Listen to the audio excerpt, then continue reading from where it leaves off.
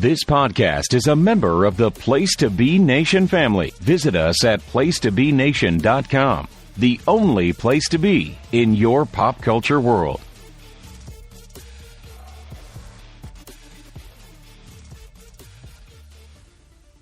Place to Be Nation Wrestling Network, welcome to another, what I think will be a great episode of Who's Next. I am one of your co-hosts, Andy Atherton, back with you to break down another month of television for the NXT brand of WWE.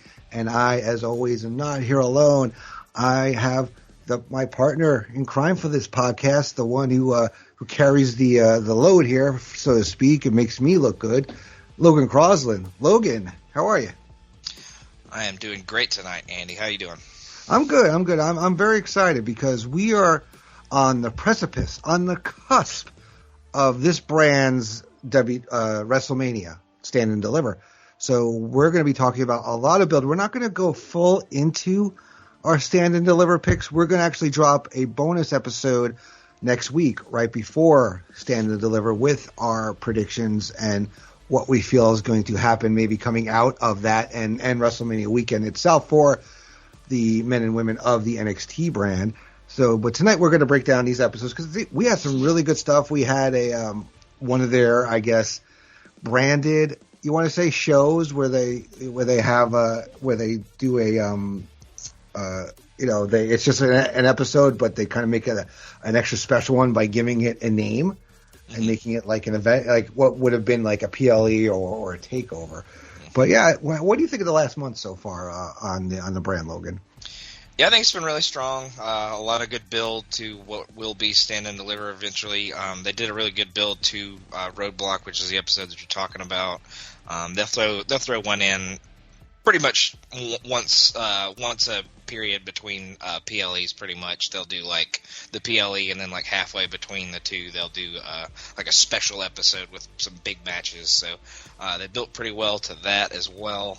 But yeah, just a really strong month of stuff. So I'm looking forward to where we go forward, and I'm looking forward to Stand and Deliver for sure.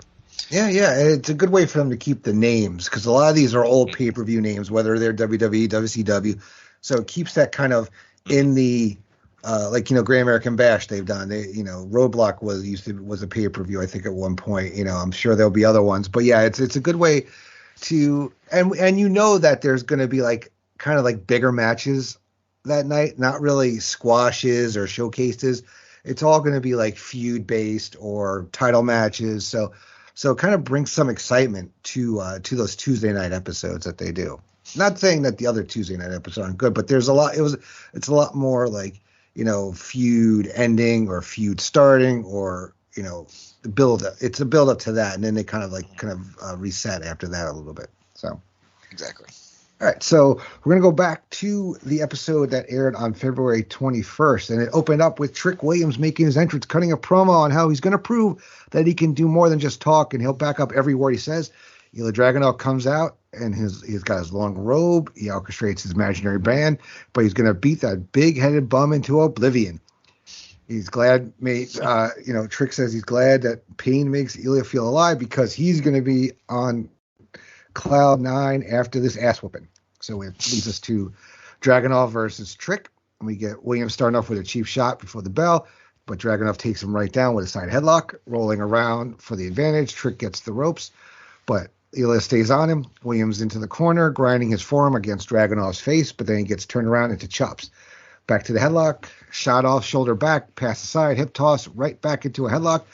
Trick reverses up to a pin for 2 to throw the SAR off, and follows it with a cheap shot to the eye. Slam, and Taunting gets an up kick. Huge back fist from Ilja, sets up a corner knee and cover for 2.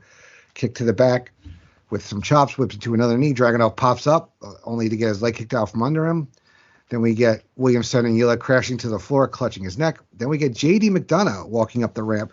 Trick takes Dragunov back inside for a near fall, and we go to break. So back from commercial, Williams works over Ilja, and then JD has joined on commentary. We get a waistlock, back elbows, whip across, and a huge discus lariat from Dragunov, but his neck keeps him from capitalizing. Punches from Trick, gets a big enziguri from Ilja. He fires up, struggling to his feet. The red-faced Russian god of war, running knee to the corner, up to the second, bombs away, knee drop connects, huge falling elbow to the face, lying in wait, and we get Ilja Dragunov winning by pinfall via the Torpedo Moscow. So I thought this was a good match. Some of the best we've seen from Trick Williams so far. What do you think of this match? Yeah, this is definitely one of Trick Williams' strongest matches. He hadn't had a ton that went too long. I feel like they actually gave him some good time here with a guy that could carry him pretty well. I memean, Dragunov's one of the best on the brand, without a doubt, if not one of the just best in the company in general. Trick hung with him for sure, but Dragunov really did the Lord's work in this one for sure as well. So, very strong opener. I mean, it's what they do. Every NXT episode seems to have a pretty strong opener. So they did it again on this one. Yeah, that's one thing I love about this. We don't get no big, 20-minute promo. We don't get a interruption. It's just pretty much, it's usually maybe a little something, and then right into a match. And the match is usually one of the best of the night. So that's another thing I love about these episodes. So we get a promo video from Jinder Mahal about how Bron Breakker's title reign is coming to an end. And we have Fallon Henley leading a message for Brooks Jensen, apologizing for ruining Valentine's Day. Josh Briggs rolls up and tells the two of them are all he has, and he's not getting in the middle. Then he tells Henley to drop it while she whines about the particulars of Kiana James' behavior. She leaves convinced she has to do this in person. So we back from commercial. We get Miko Satomura leading a training class at the Performance Center. We get Roxanne joining at the last second, and Miko runs them through calisthenics and basic ring exercising. Finally, after 1,000 squats, only Perez remains. She goes to leave, and Miko says that was only the warm-up, and they cut away. We get Tyler Bate out for an entrance, gets on the mic, he greets the crowd, says he's not often a man of many words, but he can't help but send some good vibes, so he'd come out here and share some gratitude. Says coming to the USA and going full-time, the love he's received has infused a brand new passion in him, and he wants to thank everyone from the bottom of his heart, even when he came up short against Bron Breakker, but he believes in the natural unfolding of things and the timing, so he suggests that we are about to embark on a mystical journey together and then enter the Schism. Joe Gacy tries to tell Tyler that they're kindred spirits, but Bates says he's not drinking whatever he's selling. They warn him to be careful who he surrounds himself with and accuse him of abandoning his family in the UK, and about what they gave Thea Hall a glimpse of what life is with them, and maybe Bate would like to feel that right now. Ava Rain says Bate is not alone, but they are four roots, one tree. And we get Chase U running in to make the save, and we go to break. So we get a few, a little build up here. We get, a little preview with Jinder talking smack, the love story. I don't know if it's really a love triangle, I guess, with the whole Fallon, Brooks, Kiana thing going on. We get Miko Satomura with the Roxanne thing, which I think may be part of could be part of the storytelling. Maybe, I don't know. We could talk about that when we get there in another episode. And then we get this Tyler Bate, who seems to be kind of partnering up a little bit with Thea Hale a bit. So what do you think of this these little segments that we had here before we get to this match? Yeah, strong segments for sure. Jinder's pointing out that Braun is starting to get booed a little bit, so that might have him a little shaken by the fans, that the fans aren't super behind him. So that's just kind of trying to get into his head. The love triangle, rectangle, line, whatever you want to call it at this point. Parallelogram, whatever. Yeah, I'm saying parallelogram, just whatever the heck it's supposed to be at this point. Continues to just be wacky and crazy, and never seems to really end up being anything, but we'll see how it keeps going forward. I like the Miko training session. It probably might have been part of a story, maybe her trying to wear down Perez a little bit before they get to their match for sure. And then Tyler's promo was good, but I felt like it was a little weird. He started talking about like mystical journeys and stuff like that. So I think he had the good British weed in the back before he cut this promo for sure. But having him aligned with Chase U can only give a good rub to Chase U. So I like that for sure. Yeah. Yeah. And if they're going to take on, the Schism, Chase U needs another guy to help him out at least. So, I could definitely see, at least in the short term. So then he doesn't have to join them, but he can just kind of be like a helper along the way. Mm-hmm. So then we get Chase U, which is Andre Chase and Duke Hudson versus the Dyad, which is Jagger Reed and Rick Fowler. So we get the match joint in progress. Chase U are running hot, but the dyad turns things around and we're Chase over at length. Duke Hudson gets the hot tag, comes in heavy, throwing Reed into Fowler with a belly-to-belly suplex. Andre tags back in, double teams on Jagger. Big super kick, lays him out, but he can't keep him down. Duke back in, right hands for everybody. Rip pulls him to the floor, and Hudson lays him out before Reed dives on, and we go to break. Back from commercial. Chase beating Reed down the corner to the point of being warned off. He takes Fowler out with a 2-for-1. When he runs in, whip across, big boot for Rip, waistlock standing switch. Jagger with a back elbow, but Andre hits a swing neck breaker. Orihara moonsault takes Fowler out. Back in, diving crossbody on Reed.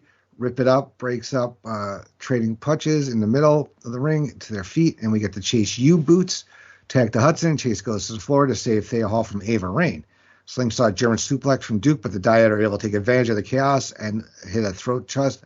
A throat thrust sets it up, and the Dyad win by pinfall with a double code breaker on Duke Hudson. Post-match, we get Duke yelling at Andre for 10 to Thea and walks off on his own. I thought this was a lot of fun, this match. I love the Dyad. I was not happy when they got repackaged, but I think they needed it because I thought they were actually, headed up to the main roster. But I do like this. I like these guys in the ring. Chase U, I like it. The only thing I worry about Andre Chase is he an Adam Rose? Like hugely over here, and then he's going to fall flat on the main roster if he gets up there. But overall, though, I did enjoy this match. What do you think? Yeah, I think it's all about presentation on that one because I feel like he was. I mean, I think they were in his hometown at Vengeance Day, but I think they were pretty over with the crowd there. But that also might have been like a hometown kind of thing. But yeah, I really enjoyed this match. I enjoyed the Dyad as well. I was equally not happy when they got repackaged and thrown with Gacy, but I think they've knocked it out of the park with their parts in this so far. So I can't at all disagree with them doing that at the same time. But the match was very good. You can kind of tell that something was awry when he was doing the spelling stomps. I feel like he kind of stopped after he got to the A, or he started to slow down, and he noticed that Ava was outside kind of trying to get at Thea, and Thea was kind of cowering. So that was going to lead to something. And Duke obviously got left in the ring by himself. But this starts the whole thing with Duke kind of not trusting Mr. Chase anymore. He kind of asks after the match, is this a university or a charity? Because he keeps thinking that he's paying too much attention to Thea and giving her too much attention along the way. So this is kind of starting to put a rift between Duke and Andre. So well, I feel like every week it's something else with them. Right? One week Duke is mad at Andre, next week Andre's mad. It's kind of like back and forth a little bit. Yeah, that's true. It's like kind of like already. It's like, all right, come on, let's get the Duke Hudson turn or whatever the hell is going to happen. I'm kind of like I do like I've grown. They've grown on me a little bit. I know you were much higher on Andre than I was going in, but I'm kind of like at that point, like, all right, will they, won't they? Will they, won't they? Let's all right, people, let's go. Let's get this story moving and move on. Okay, so. I mean, I do enjoy it, but I kind of think like every week, like, is this it? Oh no, it's not it. This week we get an apology, then we get sorry, this is what I meant, or you should be. It's like enough with this, okay? It's kind of they're dragging it out of it. Yeah, I don't think it's much more long for this world. I think it's kind of one of those that may be done by Stand and Deliver, kind of maybe a little bit after Stand and Deliver. So yeah. I don't think it's much longer for this world. All right. So then we get footage from earlier in the day from Robert Stone trying to cajole Von Wagner into opening up when Tony D and Stax roll up to complain about having their title shot stolen. They bicker, and Wagner ends up giving Tony D a match, much to Robert Stone's chagrin. We get Drew Gulak and Charlie Dempsey interviewed backstage. Gulak says Hank Walker isn't his friend, just some guy who says he wants it, but just because you say you want something doesn't mean you'll get it. He came to NXT to find the best of the best, and that's just not Walker because he's too nice of a guy. You can't be afraid to step on throats to get what you want, and that's Charlie Dempsey. We get JC Jane making her entrance as we go to break. Back from commercial, we get a Sol Ruka promo reel about how fun challenge is. Then we get Indy Hartwell versus JC Jane. We got a collar and elbow tie-up. Hartwell goes for a wrist lock, but then JC cuts her off with strikes. Whip reverse, whipped into the corner. Short arm lariats follow. JC ducks the third and hits a net breaker. Follows up with a pair of sentons. Nope. And then Indy desperate elbows from her knees to get to her feet, jockeying for position over the ropes, and Jane yanks her neck over the top. And we get knees into a snap mare, kick to the back, and a soul butt to the face. Only good for two. JC's getting frustrated and talking trash. 3/4 Nelson applied. Indy gets to her feet, so JC shifts to a sleeper hold on her back, wrenching it in, but Indy won't give. Back to her feet, and JC takes her down again. Big spine buster, cover for two, throwing Jane out to the apron for an uppercut and a boot before pulling her back in. A fireman's carry, JC slips out and posts her, throwing her into the turnbuckles. Can Senton follows with a big boots after, and then she's jawing at Indy, lying her up, and then Gigi Dolan is here and attacks JC from behind. JC gets the win by DQ. Dolan and Jane brawl to the back. Gigi is firmly in control. So, I know you pop for this because you're beloved Gigi, who I'm a fan of too as well. But I do kind of like. I was a little surprised JC is getting pushed a little as the aggressor, so to speak. But I don't think she'd be believable as the face, which is why I think they're going this way. Because Gigi, I think has a little more experience, but I think JC is just better at being, for lack of a better term, a bitch. Mm-hmm. Gigi's kind of like that crazy chick. JC's just like, oh yeah, she could be she just naturally comes off as a stuck-up bitch, and I'm sure she's a delightful person backstage. I'm just saying the character JCJ. But what did you think of this match? Yeah, beautiful human backstage, but just an absolute turd when it comes to being on screen. No, but I was thinking it was smart to kind of put JC with one of the more experienced girls on the NXT roster. Indy's been there a while, so this is one of JC's first singles matches, like really on her own. I know she's had singles matches when she was in Toxic Attraction, but this is her kind of establishing herself, so it's good to put her in there with somebody that can lead her along and can hang with her move for move and stuff like that. But yeah, this was clearly just to set up something with Gigi and JC going down the road. It was good to see Gigi interfere and kind of jump all over her and get some revenge for getting her head kicked in on Ding Dong Hello when they did the whole breakup. So obviously leading to something else, but I thought the match was fine up until that point, but it was nothing more than to kind of put JC over as the new kind of the new heel that's on her own. So good stuff. Mm-hmm. Yeah, immediately up to the top, I guess 2 or 3 heels for women on the brand, I guess, almost immediately. I mean, because there's kind of a void right now up there, with the exception of maybe, I'm not counting a few others because they're more in tag teams right now in other situations, but I'm talking about in terms of singles right now. It's who is there for your top heels? Tiffany? Yes, probably Stratton and her is the top 2. I mean, Cora hasn't been on TV all that much. I think she's battling an injury. Yeah, or something. Got to be for as long as she's been off. For sure. So they needed heels, and immediately she's up there. So and she's running with it. So which is really good.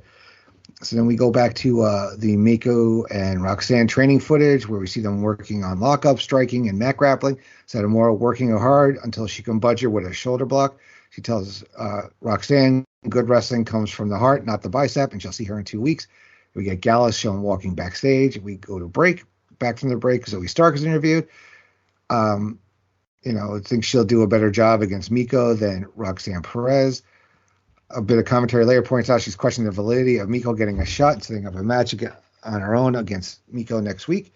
Then we get Inoue and Blade versus Gallus. Blade and Coffee to start, collar and elbow into the ropes, dirty break with a shove, off the ropes, cartwheel evasion into a drop kick from Malik, but Mark sidesteps and tags Wolfgang in. Elbows and clubs, quick tagged, Blade on the wrong side of town as he gets worked over. Fighting back with punches, Coffee drops him with a slam and taunts Inoue. Some folks come to ringside with a cake, and the distraction is enough for Idris to make the tag. Off the ropes, big lariat, elbow drop. And then we get Wolfgang tagging in, and that's about all she wrote. Gallus wins by pinfall with the forearm-assisted Emerald Flowsian on Malik Blade.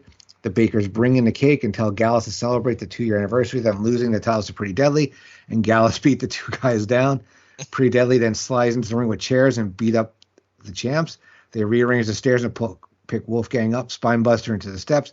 Pretty Deadly poses with the titles. So I thought the match was okay. Anofi and Blade were kind of on. Mm-hmm. I do kind of really enjoy Gallus. I was very excited to see them because the limited amount of times I saw them on the UK NXT, I did really like these guys, and I do love the kind of the mean streak, I guess, so to speak, a seriousness of the beatdown. Pretty Deadly gives them, because I think they need that once in a while. They can't be like, oh, I'm a burrito, floppy toppy, this, that, the other thing. They can't do that all the time. They need to like put the boots to somebody, and I thought this was really effective. What are your thoughts on this match and stuff? Yeah, the match was pretty much a squash. I like seeing Gallus beat up on some smaller guys like this. The other thing about Gallus that kind of stands out to me is they hardly ever use the same finisher to end matches. It seems like they always kind of bust out something new. I think they've done this running forearm into the Emerald Flosion before, but like in the match we'll talk about later, they bust out something else as kind of the finishing move. So I feel like they never really do the same thing in consecutive matches or anything like that. But yeah, it was good to see a mean streak from Pretty Deadly. They're usually kind of jokey and aren't too serious in most of their segments. That's kind of what they're best at. They're kind of good at being the goofballs that get beat up and kind of pushed around. So, but I think they asked them to have a proper chin wag later. So I'm looking forward to that. Okay. All right, so we get Dabba-Kato cutting a promo about how Apollo Crews has forgotten his past, and he's upset that Apollo came back to NXT without thinking of him. Crews can't stand on his own, has no future without him. Then we get Tony D and Stax making an entrance as we go to break. Back from commercial, Stevie Tana breaks into the broadcast and debuts her roster randomizer, which selects Lara Valkyria. She gives us a breakdown of Lara's whole Morrigan gimmick and says that she's talented, but eventually she'll cross paths with her, and Valkyria is no match for her forward thinking. Then we get Tony D versus Von Wagner. We get Tony D in with headlock and punches. Wagner stampedes him into the corner for shoulder blocks, whip across, big knee punches, scoops, and a slam, sets up an elbow drop. Then we get Tony sidestepping a charge, starts to get back into the ring, back into it. Big Lariat connects, belly-to-belly suplex. The Don is running hot. Lariat in the ropes, whip across, huge spinning spine buster connects. Back suplex lift, and then we get Tony D winning by pinfall with the moment of silence. Post-match, we get Tony D interviewed in the ring. He talks about Stax's loyalty and choosing to have his back rather than taking the open challenge, and he appreciates that. But Dominic Dijak doesn't get it, and they've been at this for a couple of months. He thinks it's time to put an end. He and Stax have thought a couple of ways to make Dijak disappear, but he's going to handle this in the ring. One last time at NXT Roadblock in a jailhouse street fight. When it's all said and done, he's going to put Dijak into solitary confinement, but for now, he has got 1 week to answer.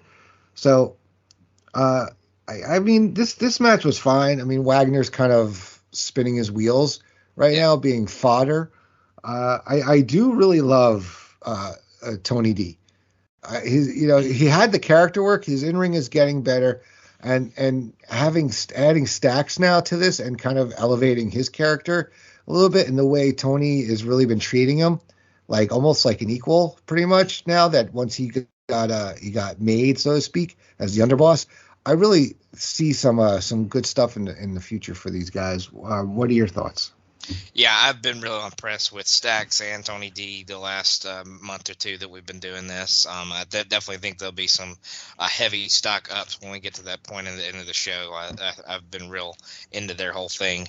On the opposite side of the spectrum, I always have a review on my screen when we go through these, but I'll just read the sentence because this is exactly how I feel. This Wagner story needs to wrap up already, as he continues to be one of the driest stars that is regularly presented anywhere on wrestling TV. So whoever this guy that writes this has it nailed perfectly how I would put it out. This whole thing with Mr. Stone needs to work itself out. They need to do whatever they're going to do. It's obviously leading to something.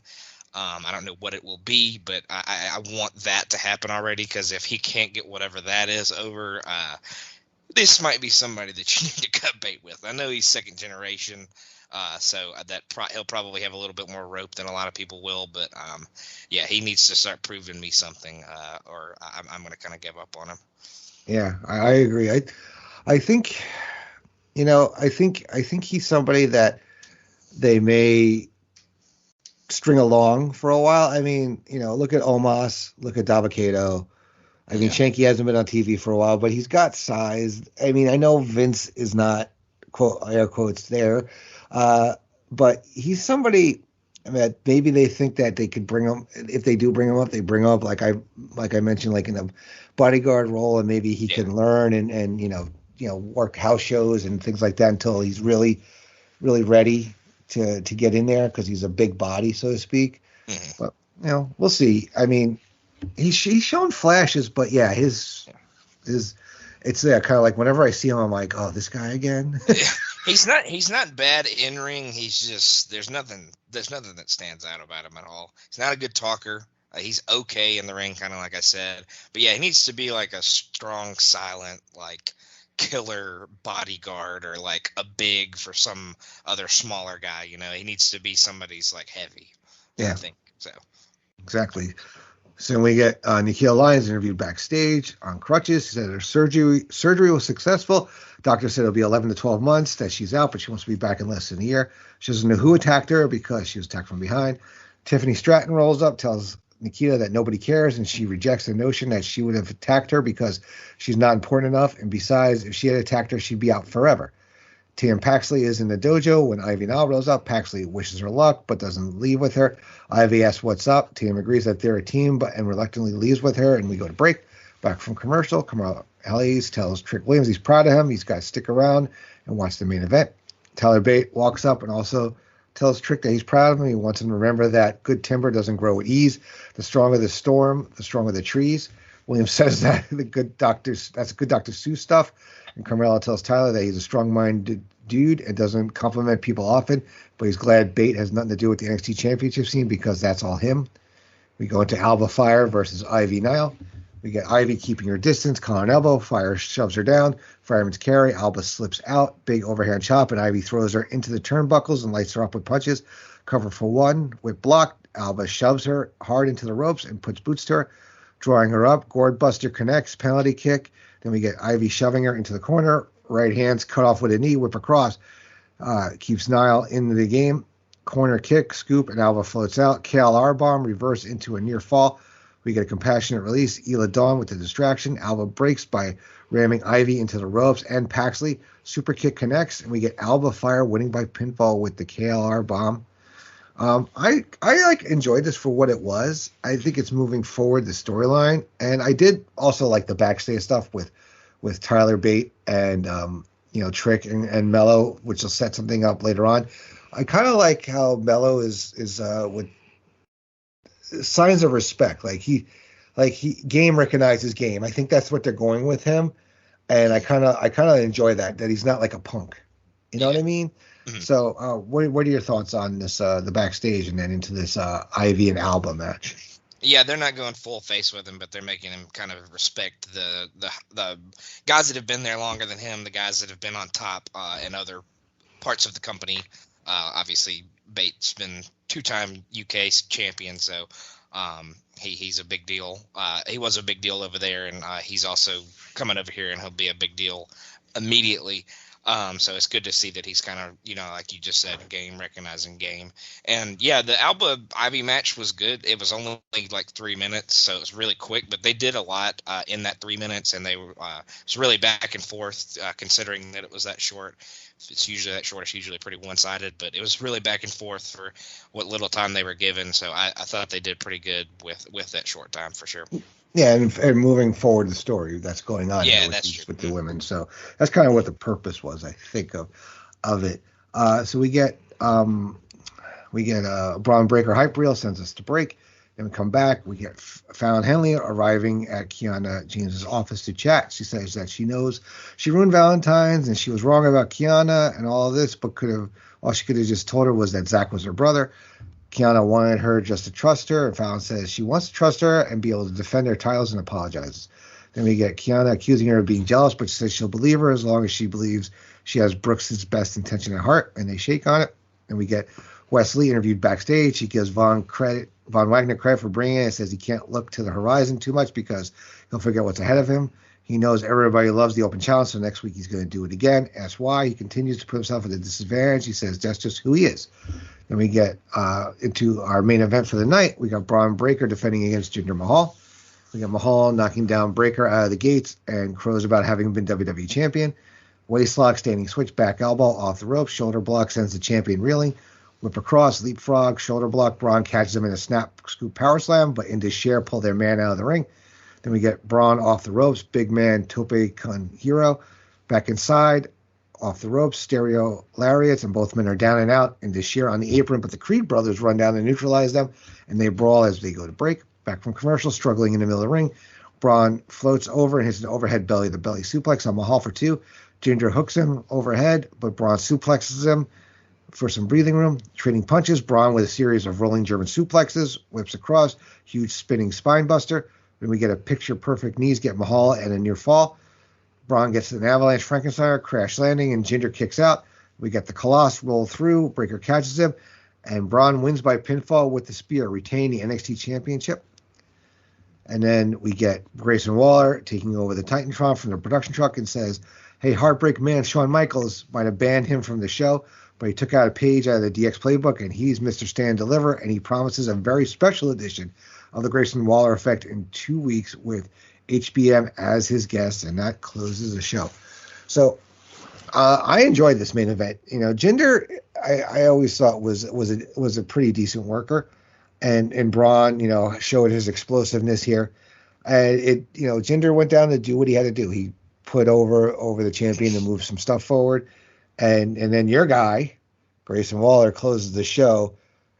He's one of those guys that doesn't need to be in a title picture to be relevant, and he really shows it every time he's on screen. So I kind of enjoyed it and looking forward to what's to come with him and Shawn. So what are your thoughts on the main event and then the close of the show with Grayson? Yeah, I was worried after Grayson lost to Braun what they would kind of do with him, because I didn't really know what his angle was going forward. But this is a great way to go. Him going after the authority figure is definitely. I mean, and he kills it. Obviously, I mean, I feel like he's as. I mean, there's 3 people that are like huge stars in this. This NXT brand, and it's Breakker, him, and Carmelo Hayes. So there's no doubt why those 3 guys are kind of at the top of the card going into Stand and Deliver, as we'll get into. The main event, it wasn't Braun's like best title match, but Jinder's just not. He's not. He like you said, he's a decent worker, but he's not like an all-time great or anything like that. He's not going to get this great awesome match out of Bron Breakker with his overall inexperience. He's only really been in the company for 2 years at this point. So but it was good. It wasn't anything to write home about, I won't say, but it was a solid title match. It was a solid TV match. When you only get 10 minutes with commercials, there's not a ton that you can do. This isn't if this got pay-per-view time or PLE time, whatever you want to call it, it might have been a little bit better. But in the grand scheme of his title matches, it's probably in the lower half, but it was still a good match, and I thought it was a good way to close this episode. Okay. And then any other thoughts on Grayson in the control room? I thought it was a great way for him to end the show and kind of call out Shawn and set up this Grayson Waller effect episode that he will have at Roadblock. All right, very good. All right, so we move on to the NXT show from February 28th, and the show opens hot with a bushel of NXT superstars fighting backstage for an opportunity to answer Wes Lee's open challenge for the NXT North American Championship. Dabba-Kato breaks ahead of the pack into the entryway, only for Apollo Crews to cut him off and brawl until a bearded Nathan Frazier leapfrogs them both to answer the call, and we get Nathan Frazier versus Wes Lee for the North American Championship. Feeling out Frazier with a headlock takeover, wrenching it in off the ropes, trading arm drags, double drop kicks with double kip-ups. Nathan with a schoolboy for 2. Lee blasts him with a knee, falling with a snapmare into a reverse chinlock, shot off shoulder block, cover for 2. Into the ropes, Nathan breaks dirty, going right back into a headlock, off the ropes. Wes hangs up in the ropes, Roll over, back body drop to the apron, shoulder thrust, and Frazier back body drops him all the way to the floor, following with a moonsault, and we get nobody home there. Corkscrew tope con hero from Lee, also nobody home. He lands on his feet, pops right back up into a Gamangiri for Frazier. I apologize if I'm butchering some of these. I know these words, but I don't see them written usually. So Frazier, as we go to break, back from commercial, Frazier sidesteps a charge and lays Lee out with a crescent kick. Nobody home on the moonsault. Roll through off the ropes. Both men go for cross bodies, end up down and out. Nathan to his feet, pressing the attack in the corner, jockeying for position up top. Wes shoves him away, but Frazier pops back up. Superplex, roll through into a final clutch for a close pin. Out on the floor, Frazier goes for a slingshot to the table, but Lee moves out of the way and dives on him right after. Back in, slingshot, back handspring, and Wes Lee wins by pinfall with the cardiac kick to retain North American Championship. So this was a hot match. I kind of dig the way they're portraying the North American title right now with Wes Lee, where everybody is fighting for it. And they're gonna do this again in a future episode, but I kind of love how it's a scrum, and it's not an obvious person until that person gets in the ring, and they kind of do a little bit of a misdirection on you because you think it's going to be one person, and all of a sudden somebody may come in at the end. So I'm really kind of enjoying it, and this was a really fun match. I thought good hot start to the show. What'd you think? No, yeah, definitely a hot start to the show. I got kind of worried when Davocado came out. I was like, oh, they're gonna throw him in there with Wes. Like, I mean, obviously, I feel like it would end with a smize of some point with Apollo Crews, but Apollo Crews, of course, cuts him off. Frazier was a great choice. This was fast paced, super energetic, just all over the place. It was a little more technically based than I would have guessed with these two guys as well. They did a lot of submissions and a lot of like arm locks and headlocks as well. So I feel like they mixed a good variance of styles into this match. You could think, looking at the two guys, it would be a lot of mostly high flying, or even all high flying, which it was a lot of it, but it wasn't that way all the way through the match. So, but yeah, just another really good opener to start an NXT episode. So again, we get that thing that always seems to happen on these episodes. So they started out with another hot one. Mm-hmm. Yeah, very good. So we get a JD McDonough video package about what it's like to have a retinal tear and how he's going to test Ilja Dragunov's threshold for pain. We got Briggs and Jensen are chatting in the locker room. Briggs senses that something's wrong and thinks Kiana broke up with him, but Brooks says things just aren't the same since Valentine's. Josh says because they're stupid boys, and tells him that Jensen 6 months ago would be proud of you if he could see him now, and they go to break. Back from commercial, we get a Tyler Bate hype reel. We get a Hank Walker interview backstage that he's trying to prove himself to everyone that he belongs here. Axiom rolls up to berate him for kicking him in the face. Axiom says they have a problem, and a brawl breaks out after he suggests that Hank couldn't have beaten Wes anyway. Then we go to the ring. We get Briggs and Jensen versus Indus Sher. Jensen immediately finds himself overwhelmed by both men, slips out of a slam attempt from Sanga, shot off Briggs with a blind tag and a throat thrust. Brooks back in, caught off balance, shoulder block, and an elbow drop, and Mahan puts boots to him. We get hanging up in the ropes, blasting him with a boot, scoop, and a slam. Sanga drops an elbow, nobody home, falling into a tag. Briggs, forearms for both men, fired up, putting Sanga in the ropes. Double team, but Brooks is off timing, and Josh gives him a piece of his mind.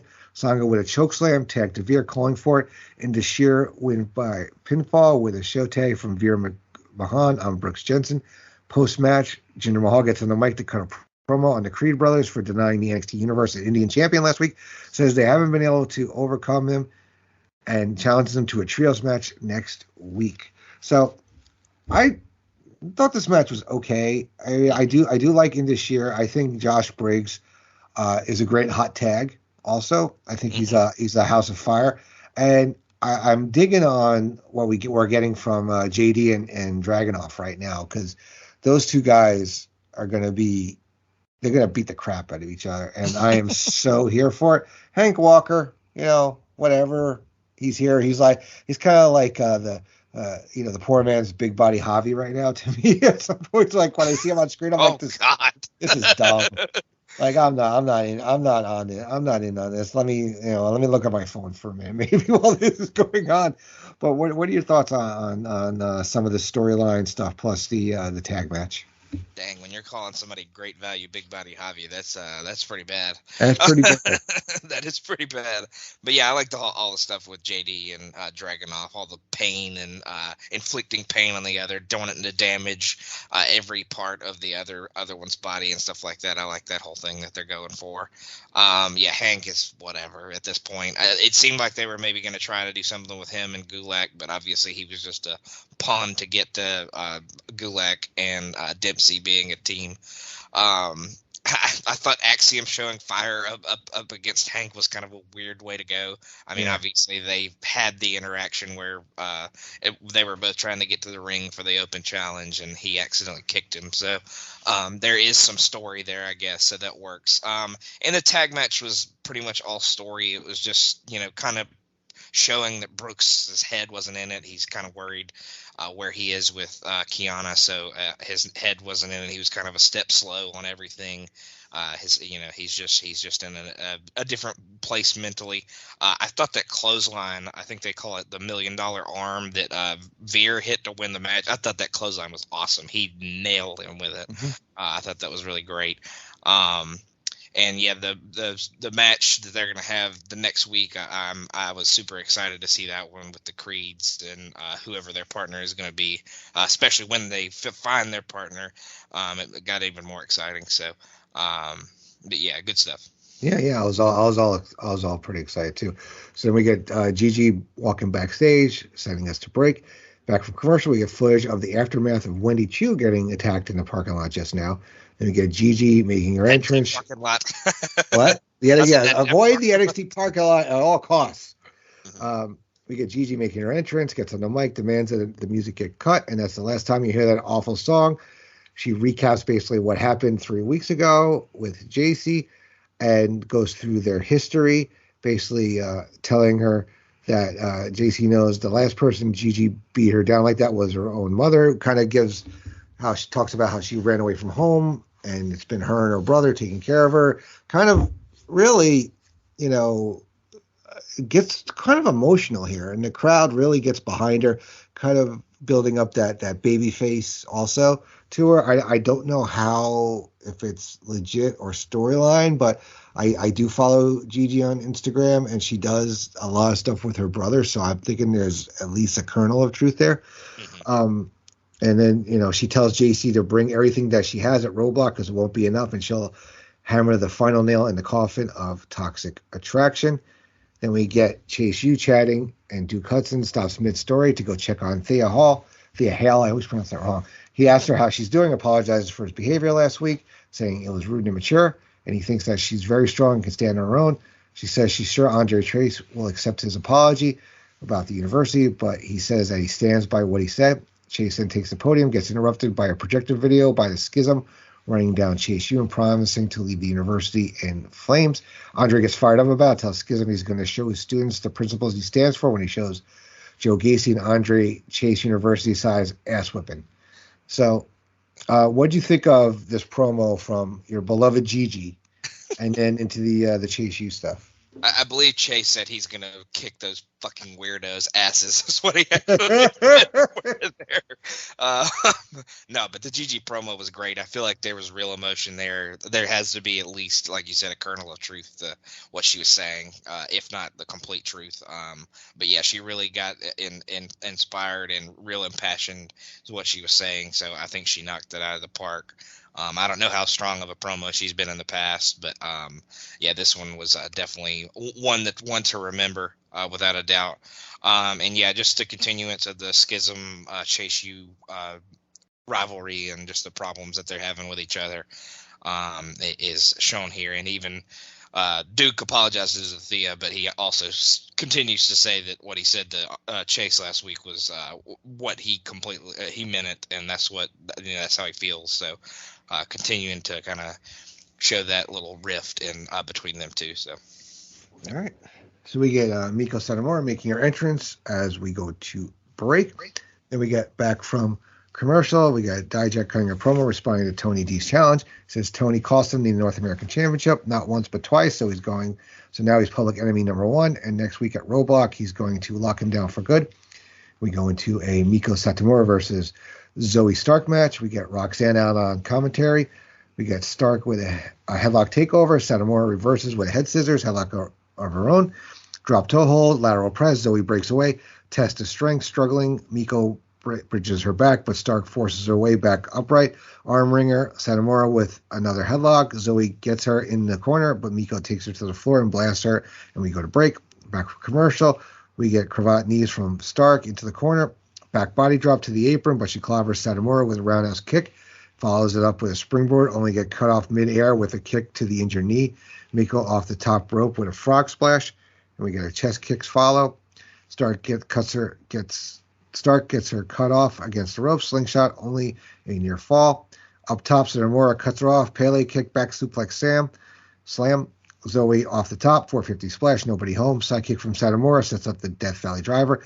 Miko fired up. We get the Scorpio Rising with Miko Satomura getting the win by pinfall. With post-match, we get Roxanne gets up from commentary to have a face-to-face with her challenger for next week. I really like this match. Again, Satomura is another one that I wish I had seen more of before she makes her, not sporadic, but she hasn't made a lot of appearances here in NXT, and I am kind of enjoying her. And Zoe, nobody could argue that Zoe's not a good worker. It's just, her character. And, being heel gives her a little bit more of a character, but she's definitely somebody that will put on a decent match. And I thought this was a decent little match for TV. As far as the Tony D. Dijak, it's like another story that I'm kind of looking forward to concluding, because these guys both need to move on to other things. So what are your thoughts? Yeah, I agree with you on that for sure. The match was very hard-hitting, very physical, very technical, a lot of holds, a lot of just wrenching on limbs and stuff like that. So that is definitely a type of match that some people are a huge fan of. I like it when it's good and hard hitting, like this one was. When it's a lot of submissions and not too much physical strikes, I'm not as much into it. But I think this one did a good job of mixing some pretty hard strikes and some good submissions. So I was a fan of this one. And Satomura, that this is just she kicks ass. That's what she does. And like you said, with Stark, I think we've said in the past, not going to blow you away with much she does in the ring, but she's always going to have a good match. It's not ever going to be particularly bad, or it's probably not going to be her fault if it is bad. So yes, she's a very good worker, but she just might not be the most knock your socks off superstar out there. Yeah, she's serviceable, like a journeyman, so to speak. Exactly. I guess is the best way to say. So we get a recap of Grayson Waller's takeover of the production truck from the week before. Tiffany Stratton then rolls up on Mackenzie Mitchell to give an update on Wendy Chu, who's going to be out indefinitely, and you should just stay away from the NXT parking lot. Katana Chance and Kaden Carter leave the training room and confirm that she's out and accuse Tiffany of attacking Wendy. Stratton accuses them right back and has a Tiffany epiphany that she should be a detective, and Katana challenges her to a match that night. So Ruka makes her entrance. We get to a break. We get the Creed Bros walking backstage when we come back, discussing a potential unnamed tag partner when they roll up on Damon Kemp. They tell him he's still a bad person, but he's calculated and sly, and that's exactly what it's going to take for them to beat in this year. Kemp admits that they did rock some six-mans, but when Bruce admits that they might not be getting the boys back together, he says, hell no. Bron Breakker rolls up to say he's in as their partner for next week, and Julius blows up on him for not showing up a minute earlier and saving him the humiliation. Bruce and Braun laugh at him, and they all bark like dogs. So we get to a Elektra Lopez versus Saul Ruka match. Saul with a headlock into the takeover. Lopez whip into the corner, up and over. Elektra cuts her off with an elbow to the throat, off the ropes. Hip toss denied. Saul with an X Factor, drawing her back up. Whip reverse, up and over. Tossed off the apron. Slingshot up the top, and Lopez knocks her to the floor. Back inside, knees to the back. Elbow drop not enough to keep Ruka down. Trading strikes Elektra with a standing neck crank, punctuating with a knee drop to the neck right before going back to the crank. Ruka posts her to her feet, blocks right hands, eats a kick, back elbow cuts Lopez off as she smashes her face into the top rope. Jabs, whip reverse through a lariat off the ropes with a shoulder block, drop kick connects, straight suplex, handspring splash, nobody home, cover for two. Saul gets her into the corner and hits the Saul Snatcher, and Saul Ruka wins by pinfall. Post-match, Valentina Feroz confronts Elektra Lopez and blasts her with her own brass knuckles. Didn't think that was what we were going to get, but So you get a little more excited about who the Creed brothers partner is. We get, we don't know, is Wendy legit injury, or is she out, or are they doing another repackage with her? And this Sol Ruka Electra match was okay. The Soul Snatcher was not one of her best hitting, and I love in the replay how they frame it, where they try to minimize the I'm not going to say botch, but it wasn't crisp. Let me put it that way. The non-crispiness. The non-crispy, the limp. I don't know what's the opposite of crispy. I'm not sure. Or crisp. Well, I will have to look that up. If any listeners, want to write in and tell us what the opposite of crisp it would be, we'd be greatly appreciated. At least I would be. So what do you think on this thing with with Tiffany, who's been killing it personality wise and in ring since her return? And we get this match, and we get the Creed brothers fighting their tag partner. So what are your thoughts on these events? Yeah, I definitely would like to see Tiffany in a detective outfit of some sort. So, hell yeah, very nice. Detective Pikachu, if you know what I mean. Yeah. I do think Wendy's injury is real. It's obviously not what happened at the parking lot, but I think she is dealing with something. So I think that is a legit part of her being out. I do like that the Creeds are teaming with Braun. I feel like it props the Creeds up a little bit more, putting them in there with the main eventer. I do think the segment was absolutely absurd with them all barking at the end. I thought it was a little ridiculous, but you need a little comedy thrown in there. Faraz came out with Lopez, and I was starting to think, did I miss something where they joined each other that I don't remember? But obviously after the match we learned that they're not really together, I guess. But yeah, not a bad match. Obviously just to get Sol over. I'm kind of surprised Elektra didn't get the win here. I feel like they've been trying to prop her up lately. But I think it's kind of setting Sol up for a match on one of our next episodes a little bit as well. So. But yeah, obviously the match was more leading to the aftermath with Faraz kind of knocking her out with the brass knuckles. So obviously they aren't together, even if they may eventually be. They aren't now. So, but yeah, solid match, but nothing to write home about. All right, cool. So then we get back at the pub. Gallus are paying billiards again. Mark Coffey then rambles about Liberty taking ball bags, and eventually it turns out he's real mad about Pretty Deadly and trying to get Wolfgang fired up about it. Eventually some poor dude checks Wolfie with his elbow, and Wolfgang glasses him and beats him down. Pretty Deadly are then interviewed backstage. They said that they spanked Gallus good and proper, and then are asked to respond to Drew McIntyre tweet about the receipt that's coming to them. They say Scotland is terrible, gray and dreary, and full of horrible people, reveling in how rough and rugged they are. So next week they'll meet Gallus face-to-face for a refreshing chinwag about their upcoming match, and we go to break. We come back, and we get Katana Chance versus Tiffany Stratton. Chance with some pyrotechnics early, big head scissors out of the corner, inside cradle, only 2. Side headlock, back suplex, lands on her feet, cartwheel evasion, leapfrogs, Tijeras blocked. Stratton Gallant throws her into the ropes. Katana with an up kick, sliding trip, flying forearm off the ropes for Tijeras.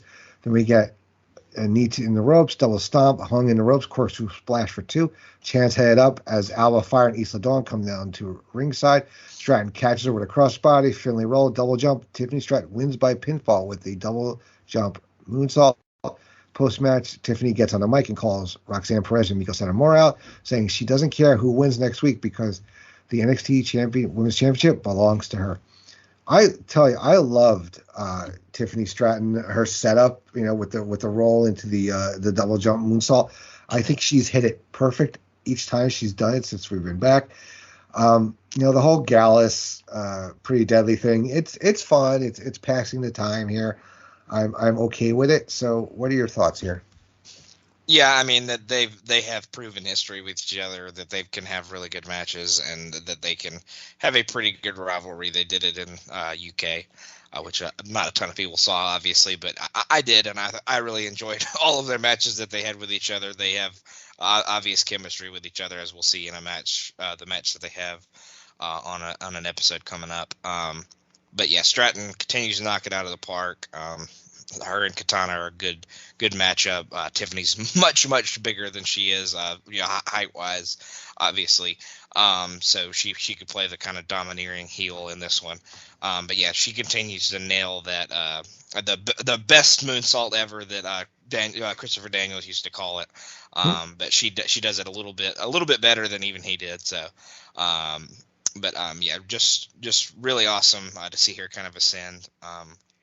And I'm really interested to see where she goes going forward on this. She's going to be a big star for them, I think. Oh yeah. I definitely, I love her. I mean, look, Katana Chance. I don't think there's anybody that's smaller than her on any of the rosters. I mean, height wise, maybe close, but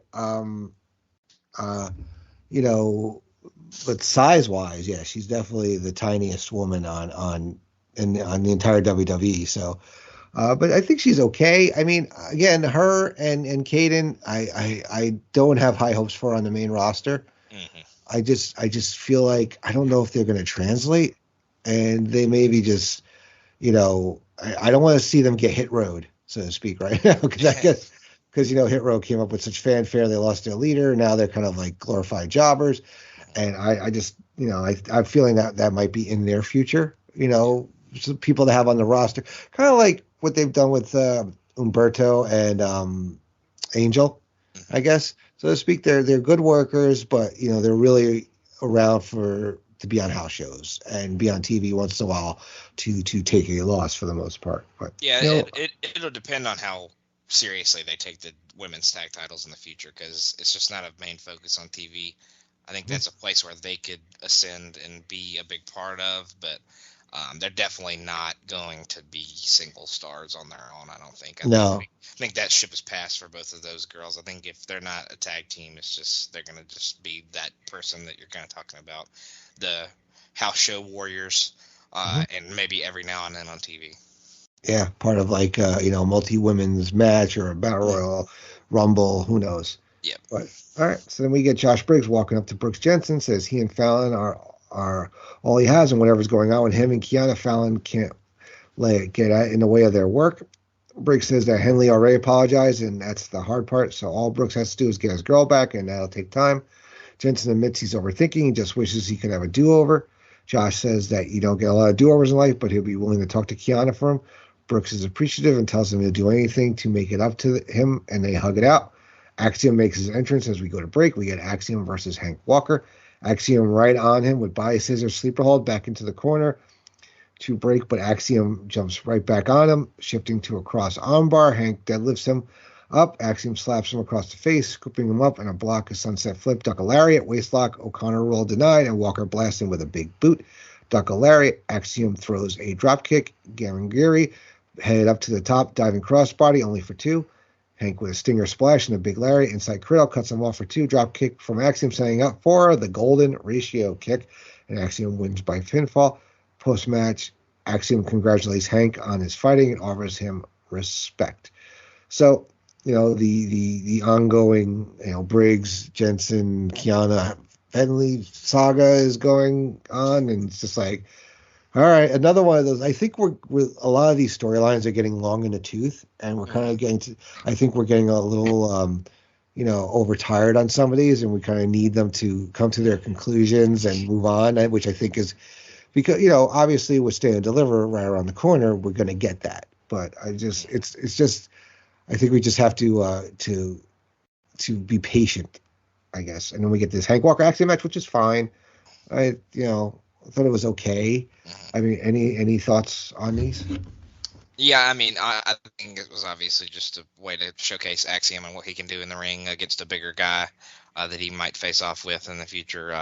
Obviously, Hank's not the top tier big guy to go up against, but yeah, this Brooks and Kiana love affair. Something that probably needs to wrap up pretty quickly. I think you're probably going to get the conclusion of that whenever Kiana and Fallon lose the tag titles, and I probably think that's going to be at Stand and Deliver with who they end up facing. I think that would be obviously the way to go. So I don't think it has much longer to have much life to it, because I think it'll conclude with whatever happens at Stand and Deliver there. So for sure. So this is one of the many storylines that needs to kind of wrap up. Yep. All right. So we get a Twitter promo from Grayson Waller about Heartbreak Man Shawn Michaels accepting his invitation to sit down at the Grayson Waller Effect, asking whether or not we're going to get HBK or the corporate stooge, and all he wants is the proper respect. Then we get Carmelo Hayes making his entrance, which sends us to break. And then back from break, we get Carmelo versus Tyler Bate.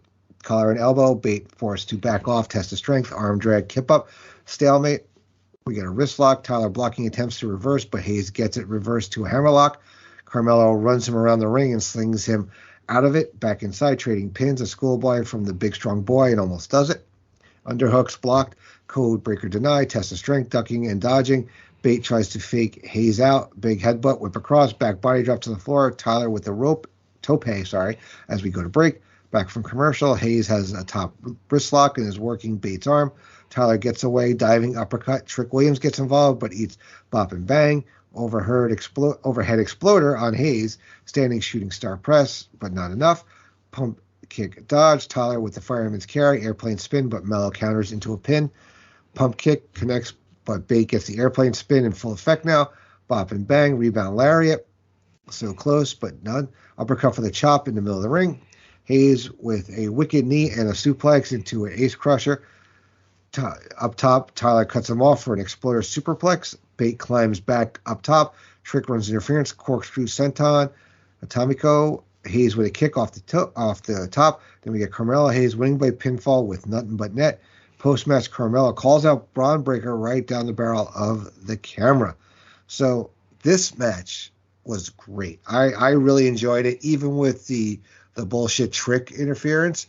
But I thought Tyler looked great. Mello always looked tremendous. Big win for Carmelo Hayes. And yeah, I love the, I forgot which move it's called, but when Tyler goes off the ropes, like kind of like head first, and he bounces off and he hits that lariat. Oh, so good. But yeah, I thought this was a really great match. What'd you think? Yeah, I can't remember what it's called, but I do love that move. I think it's it's very innovative and unique. I don't think I've seen many people do that. Yeah. I mean, obviously, I think Ambrose used to do the thing where he kind of leaned back and I love that too. Yeah. But yeah, this is. I feel like this is even cooler of a version than that one was. So, I thought this match was great. Just seeing the two come out, you knew it was going to be at least a certain amount of stars or whatever you want to say. But yeah, for a TV match, this is probably about as good as you're going to get. These are two great superstars. Bates super good in the ring. Mello's good overall. With everything. I mean, Bates, my skills are okay, but they're not the greatest. But yeah, these are just two guys that are going to be. Mello for sure is going to be a huge star for them going forward, and Bate is going to be one of those guys that they can always rely on to have a really good match. So, yeah, this is probably about as good of a matchup as you could have on TV, all things considered, for sure. Yeah, and I don't think it hurts Tyler in this loss. It makes Mello look even better coming out of it. So, yeah, it was a really solid TV main event. So then we go to the show from March 7th, which is Roadblock, and we get Tiffany Stratton giving us a rundown of the night's show before it gets kicked off with the first match of the night, which is our Dijak versus Tony D Jailhouse Street Fight. We get them both head outside early on, and Tony D finds a baton that he used on his opponent. They fought over to the jail cell before making their way back to the ring. Tony takes a choke slam onto a chair before Dijak hit with a slam on top of some more chairs. After a break, we get Dijak putting Tony through a table before trying to lock him inside the jail cell. Stax gets involved. Tony beats down Dijak with a chair before the Dom gets a crowbar. Stax took the feast for your eyes before Tony beat him down into the cell with the crowbar to pick up the win. And we get Tony D defeating Dijak and bringing an end to this feud, thankfully. What do you think of this opening match? I thought this was great. I thought this was hard-hitting. It had a little bit of everything. It had weapons. It had tables. It even had a crowbar there at the end. I thought Stax played his role really well in this. He saved him from losing the match. He dove into the door as Dijak was about to shut it and win. So, I thought Dijak played his role well. I thought D'Angelo played his role well, and I really thought Stacks stood out in this one, kind of getting his ass kicked, but also sacrificing him for his boss or head of the family, the Don. So I really, really enjoyed this one. I thought this was another great opener. Yeah. I know I'm a broken record, but it's just how it is. I mean, it's every episode. Yeah, it kind of harkens back to the 8 o'clock hour of Nitro a little bit. Mm-hmm. Where they always start off, they always put the cruisers in there. We always got really good stuff match-wise. They really didn't start the promo and storyline stuff really until the 9 o'clock hour when they were going head-to-head against Raw. So, that it kind of harkens back to, I would always watch the 8 o'clock hour live. And then I think I would tape one or I think I would always tape Raw at 9 because I think Nitro got replayed at midnight. That's right. So yeah, I know I'm aging myself talking about a VCR, so that's something. Yeah, I was like 4 at the time, so I don't really know, but that's what I've heard at least. So. In my day, like Sean Kidd. Oh, sorry, little Sean Kidd dig in there. There we go. All right, so we got a Roxanne Perez interview about her title defense later that night. We get Briggs backstage, walked up to Kiana to talk to her on behalf of Brooks Jensen. Josh explains how Brooks was afraid of making the wrong move, and Kiana agreed to set up another date with him. Gallus were out on the ring, called out Pretty Deadly before the latter appeared from the crowd. Pretty Deadly wants their tag titles back, and Joe Coffey asked them if they come to the ring and take them before they approach the ring. Gallus let them know that the match wouldn't be tonight before a brawl breaks out, and Pretty Deadly ends up taking a beating. Then we get a Lyra Valkyria package, basically challenges the winner of the women's title match to a future match. Then we get a Dragunov package on JD McDonough. Dragon Lee is in the crowd introduced. Then we get our 6-man match, which is Bron Breakker and the Creeds versus Indus Sher. The match started before the bell with both teams brawling a bit inside and outside the ring. Veer and Braun start the match. Braun gets a big Lyra before tagging in the Creeds, who take down Sanga. Jinder came in, take a suplex before getting a near fall off a knee on Julius. Brutus comes in, cleared the apron before Mahan takes a bonsai drop. Brutus got the Brutus bomb and Olympic slam before tagging Braun in. Braun wiped out Sanga and tagged the Creeds, who hit the Brutus bomb Doomsday device on Veer for the win.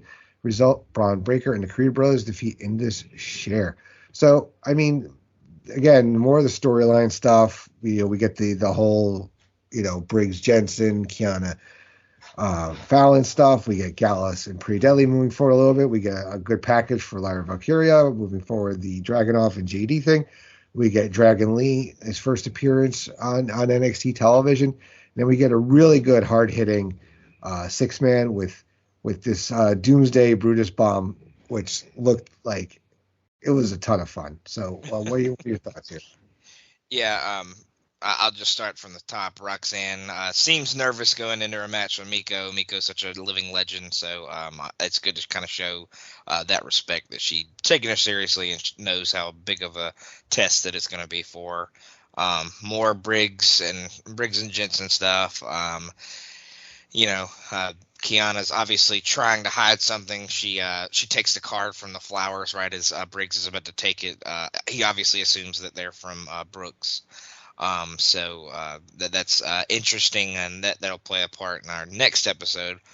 And then the Gallus thing, they had their proper chinwag or whatever they called it. So it was just a little back and forth, kind of setting up a match for next week for the tag titles. And Gallus gets a few shots in, but Pretty Deadly runs away pretty quick.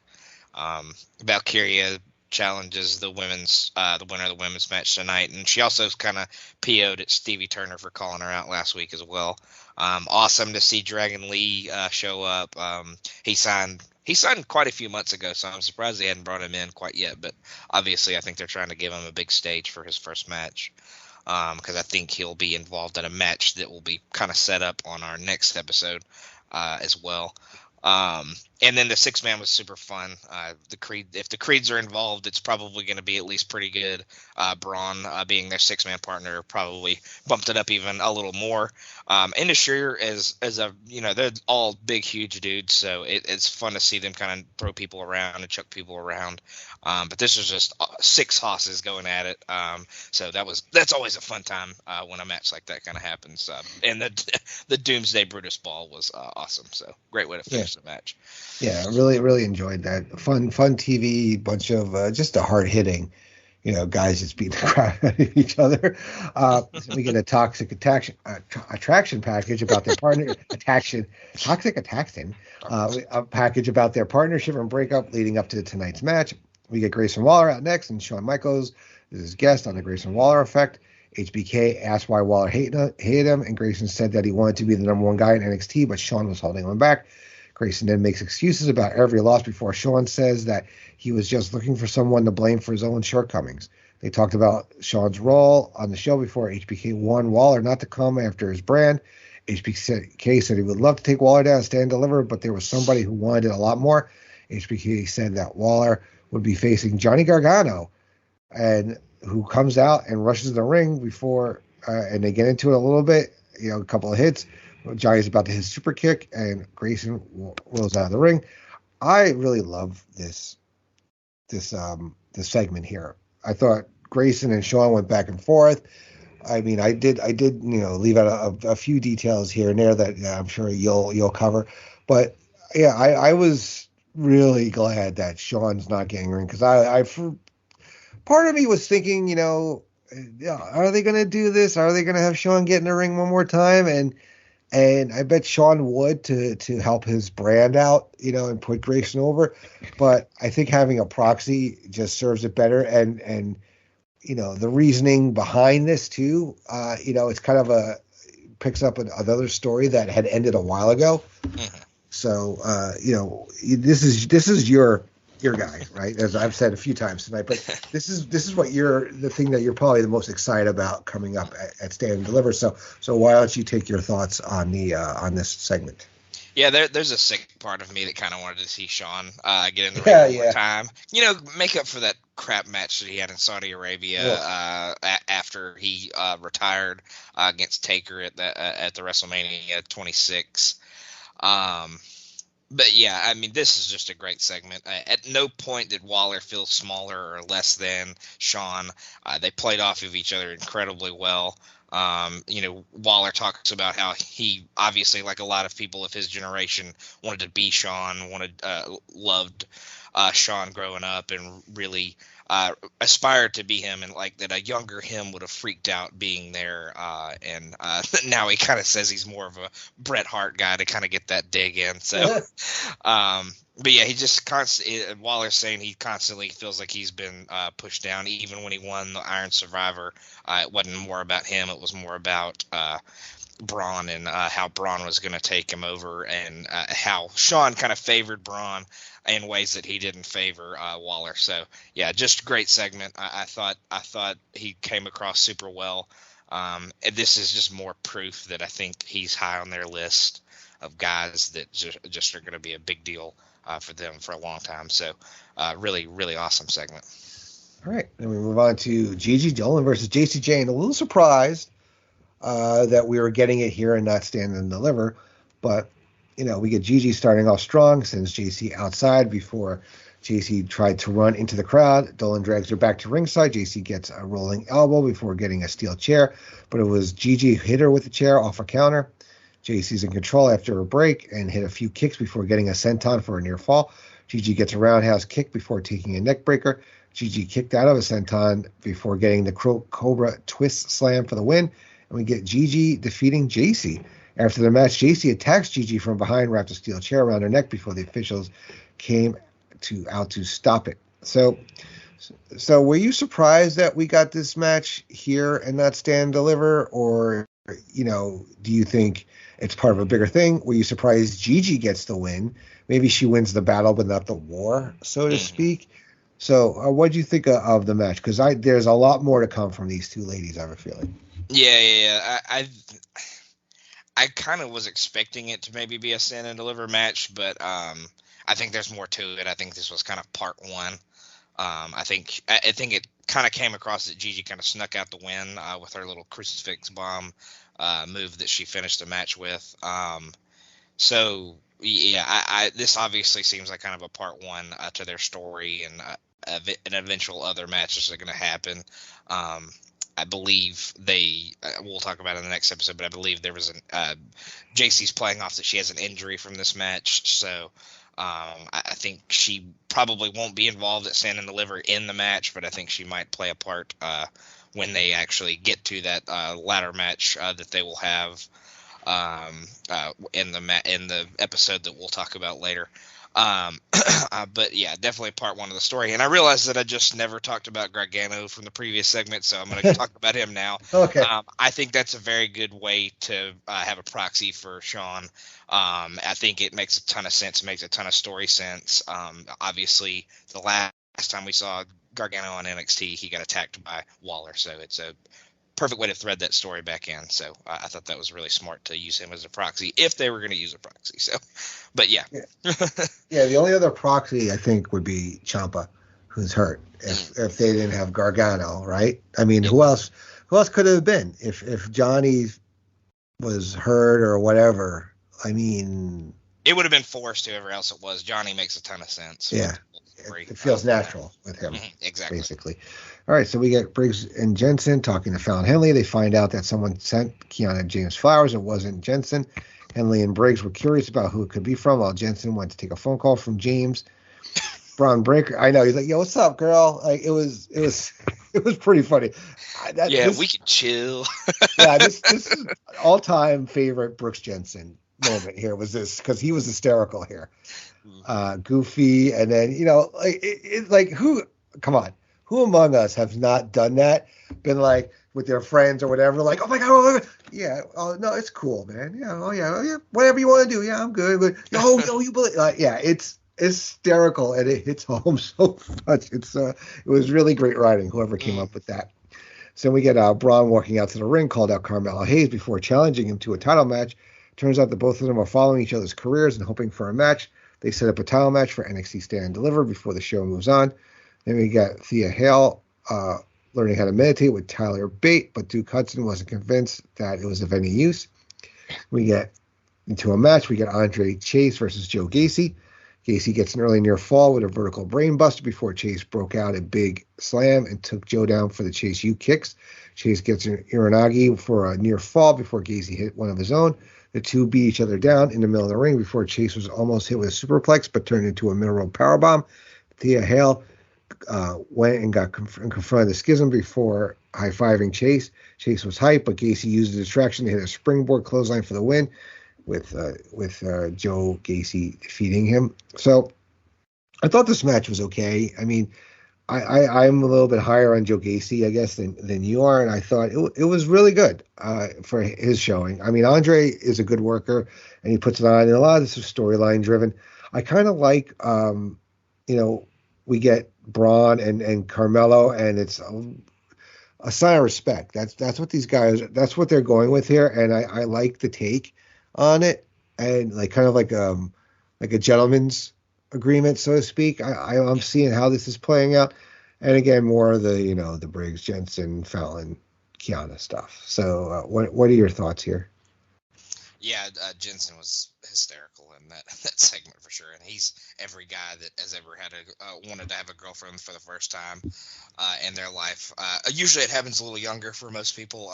It's poor Brooks is struggling at this point.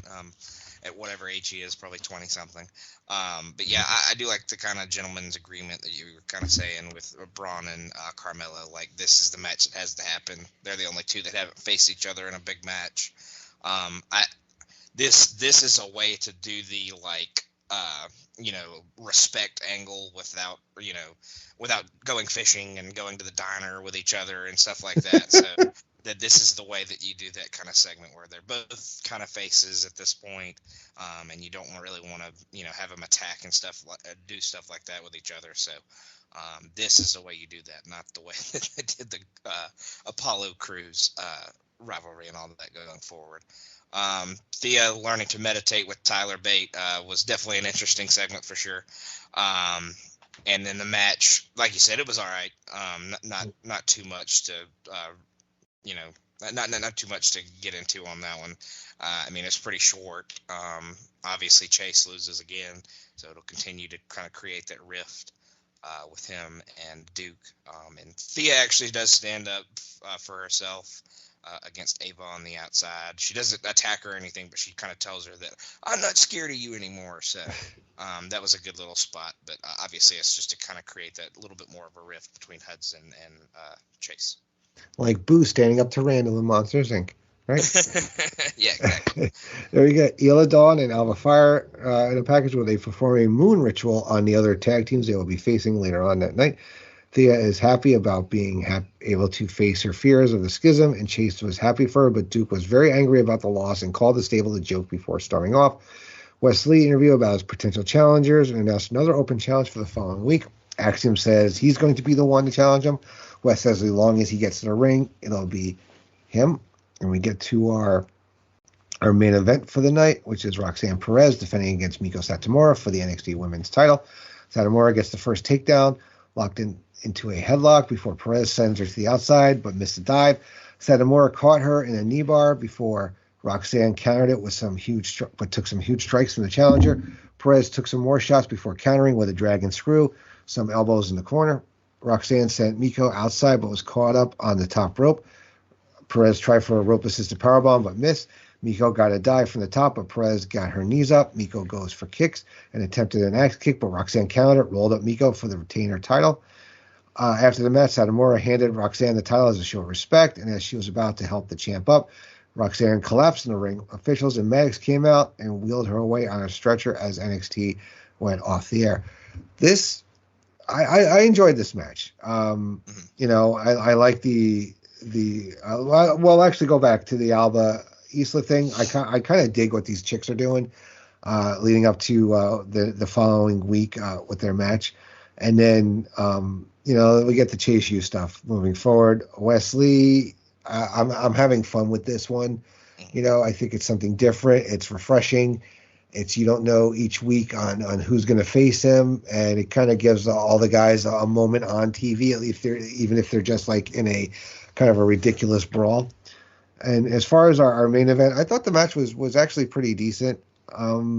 Roxanne, it does look real at the end. She does a good job. I mean, the whole thing when Booker coming into the ring, being that she trained at his school. I wonder though, was this a planned storyline? Is she maybe hurt, or I don't exactly know where they're going with this. I don't know if maybe that training session kind of wore her out, and this was like her kind of collapsing from exhaustion over preparing for this match. I kind of don't know, but what do you think about this stuff here? I definitely think they were trying to play it off more as like she took a lot of stiff shots to the head. She got dumped on her head quite a few times with some suplexes and stuff like that. So, you know, the exhaustion may have played into that a little bit, but I think they were going for more of a trauma-type injury from some hard shots. But yeah, very hard-hitting, very, very good match. Probably the best or second best match of the night, depending on how much you like that opener. But yeah, definitely a strong match. This is one, if it could have gotten a little more time and been on a PLE possibly, I think it could have been a really, really great match. I think with it being on TV and having, you know, the picture-in-picture kind of commercial breaks and stuff like that, it loses a little bit there. But yeah, just a very solid match between two really, really talented wrestlers, a legend in Meiko, and then rising star that's obviously going to be very good for a long time, and Roxanne. I don't know how reality we want to get into this, but I don't think her injury is anything with her head or anything kind of concussion wise or anything like that. I think I read it's not even an injury. I think it's like a personal matter that's gonna kind of keep her out after this, but this is kind of a way of writing her off, and however long it takes her to figure out whatever the other thing is. they can kind of bring her back whenever she figures whatever it is out. So I have read that it's not an injury. It's just kind of like a personal issue that she has with something. I don't know what it is. It didn't really go into detail, but yeah, great match. Obviously, it's sad to kind of see Roxanne get hurt and kind of get written off a little bit, but yeah, really solid way to end Roadblock for sure. All right, very good. Okay, so we move on to our final show we're going to cover on this episode of our podcast from March 14th. The show opens with a recap of the previous week's show with a heavy focus on Roxanne Perez collapsing after the main event and getting driven away by an ambulance. Johnny Gargano makes his entrance, gets on his mic.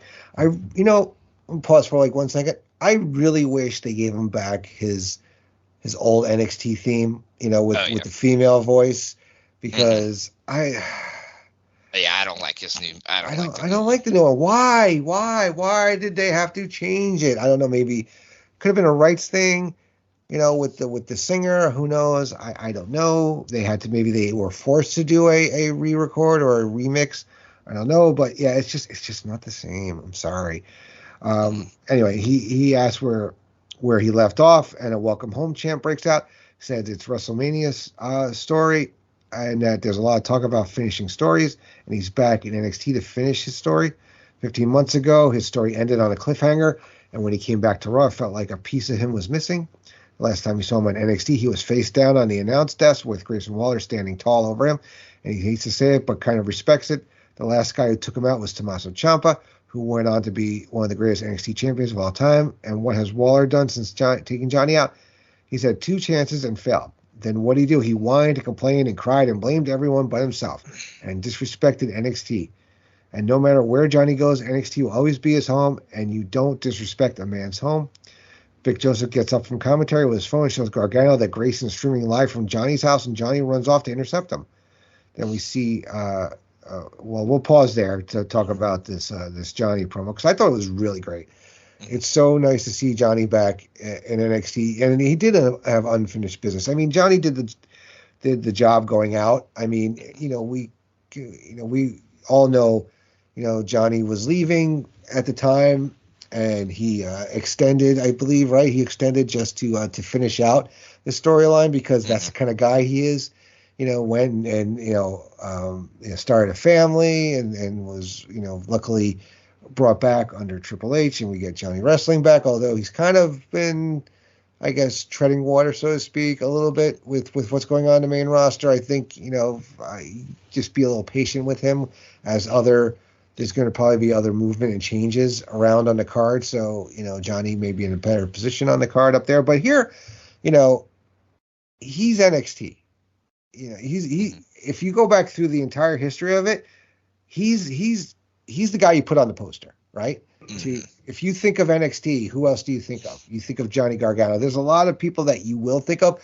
You can put Seth, Adam Cole, Big E, Charlotte, Sasha, Bayley, but Johnny's is Mr. NXT. So, what do you think of Johnny's promo here? Yeah, like the only person that maybe could possibly be close to him in the NXT importance ranking would be the Horsewomen, and maybe specifically Bayley. Yeah, awesome. She was like the first real big face that had the great match at the Brooklyn Takeover and everything like that. So, yeah, her and maybe Asuka, but I think the Horsewomen and Gargano are a little bit more known as NXT superstars, and that's where they made their big coming out party, something like that. Yeah, Gargano's hadn't been used super duper well on the main roster, but I think they're still kind of trying to figure some stuff out with the mid card and things like that. And I think he'll be used a little bit better once Mania is done. I think it's a great idea to bring him in there and have a big match on this card, as opposed to him just being in like a battle royal on Mania. I think it's a really good idea to use him in this situation to either put over Waller or get his revenge and have a great match with Waller, even if he does win. But yeah, he's synonymous with NXT for sure. And this is a great promo. And it leads to a pretty good segment later. Yeah. So we get Wes Lee getting out of his car, and Axiom rolls up saying he's not leaving his side until the open challenge goes off. Wes asks what's he going to do, and Axiom says whatever Lee wants to do. And the champion wants to grab him by teeth, so off they go. Pretty Deadly makes their entrance as we go to break. Back from commercial, we get footage of Johnny Gargano getting into his car and driving home to intercept Grayson Waller. We get into a match, which is Gallus, Mark Coffey, and Wolfgang versus Pretty Deadly on Prince and Kit Wilson for the tag team titles. Coffey and Prince start collar and elbow until things devolve into strikes. Headlock from Mark, block the shoot off. Second try works, but he lays Elton out with a shoulder block. Overhead arm drag, whip reverse. Coffey with an elbow in the corner, and Prince bails to the floor. Wolfgang gives chase. Elton back inside. Wilson tags in. Sunset flip. Small package, same result. Kit putting boots to Wolfgang in the corner. Back body drop to the apron. Shoulder thrust. Slingshot blocked. Wolfgang throws him aside and tags Coffey back in. Double rolling leg snap on Wilson. Huge catapult back body drop on Prince. And the tag champs dump their challengers to the floor and send us to break. Back from commercial, Coffey with an O'Connor roll on Wilson. Cheap shot from Prince sets up a back suplex, and he tags in, puts the boots to Mark. Leg drop across the throat, gets two. Working the champion over, reverse chinlock applied, cover for two. Eventually, Coffey gets away and tags Wolfgang in. Wolfgang in with the hot punches, big leg lariat, corner crossbody, big boot takes Wilson out on the apron. Diving double axe handle to Prince, by some follows off the ropes, freight train crossbody. Big near fall off a belt shot. Tag to Kit off the ropes. Wolfgang low bridges Elton to the floor. Mark off the ropes. Big uppercut. Tag to Wolfgang. Fireman's carry. Gallus wins by pinfall with the Busaka knee. Fireman's carry flapjack combination on Kit Wilson to retain the NXT Tag Team Championship. This was a good match. I really did enjoy it. I think these guys have great chemistry. I'm sitting here. I'm trying to compare them to like an older teams. And on the surface, your first inkling would be to compare Pretty Deadly to the Rockers. But I see them more like the Rougeau brothers. And I'm trying to think of like who the contemporaries would be of them and maybe Demolition of Gallus. I don't know how far off I am on these comparisons, but what did you think of this tag match?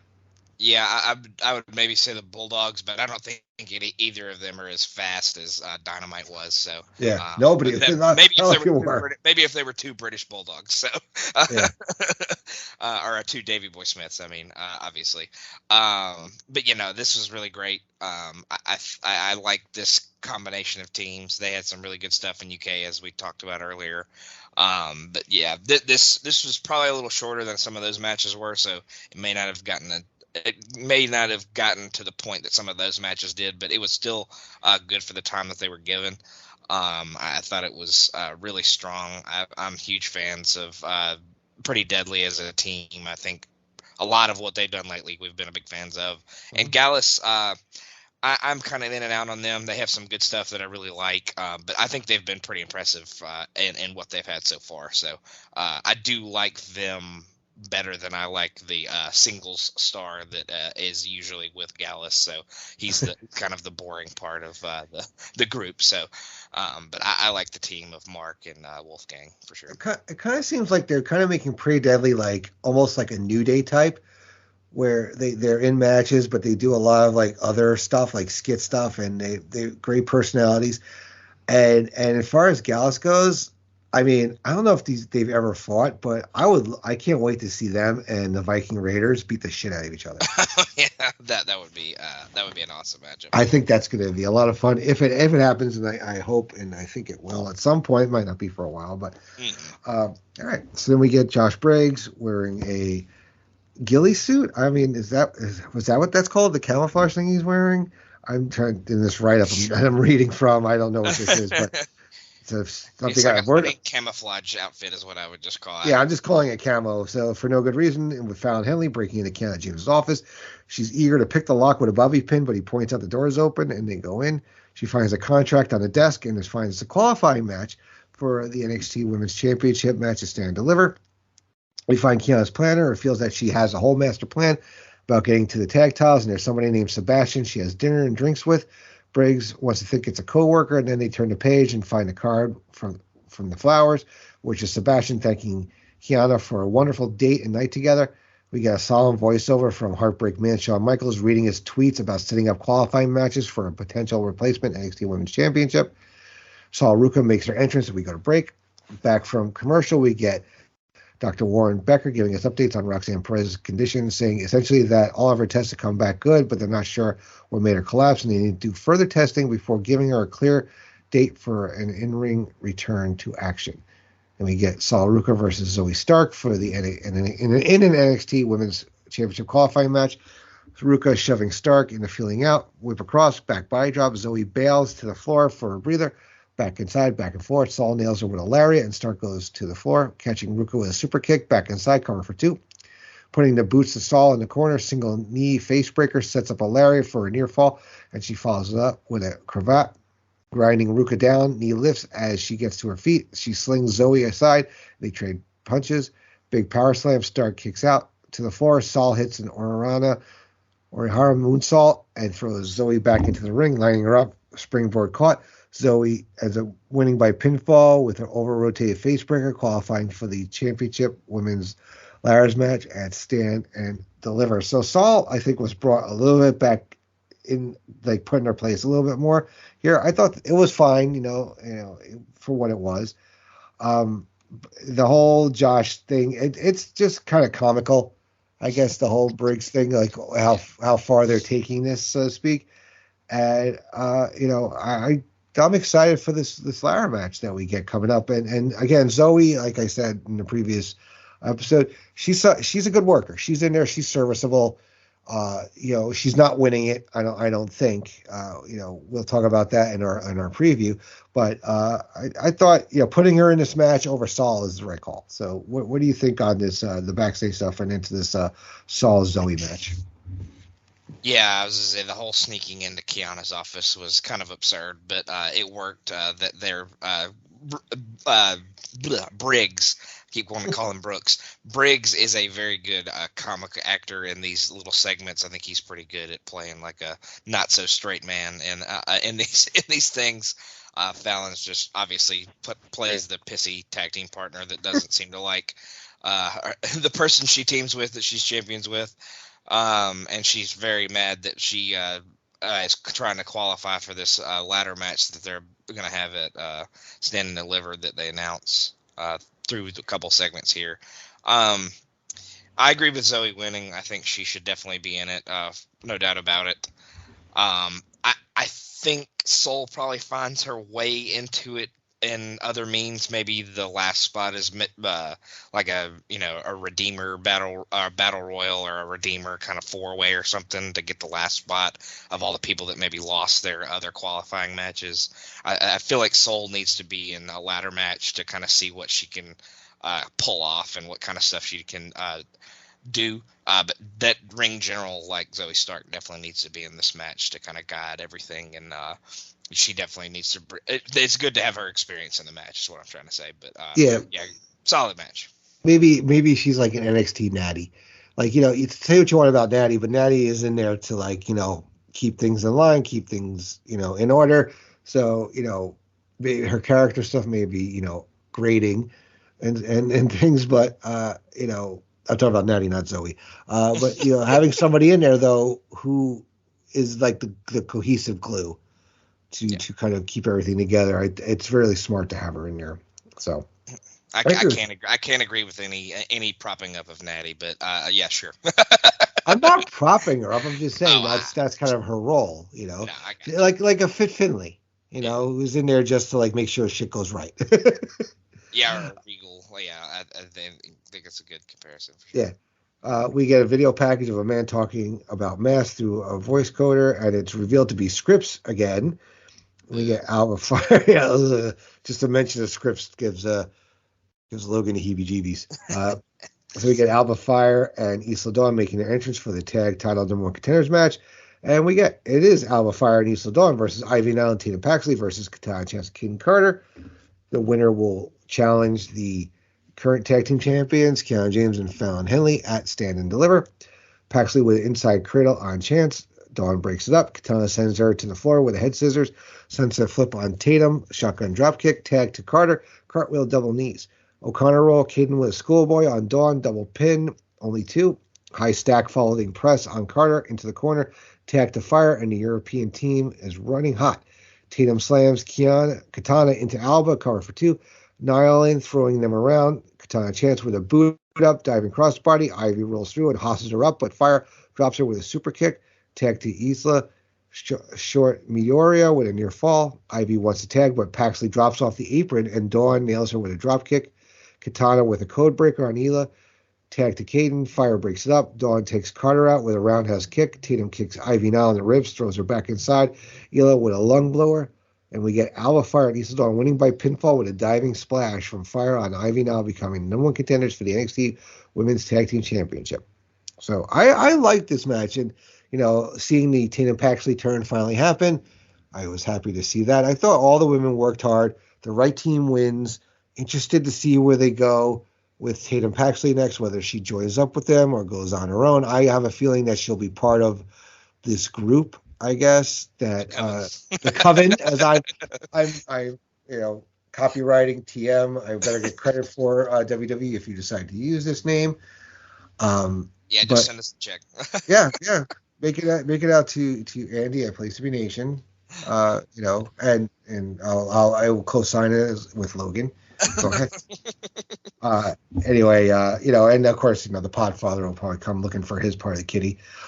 Anyway, we'll jump off that bridge when we get there. So anyway, I'm not even going to ask you about the artist formerly known as Reggie.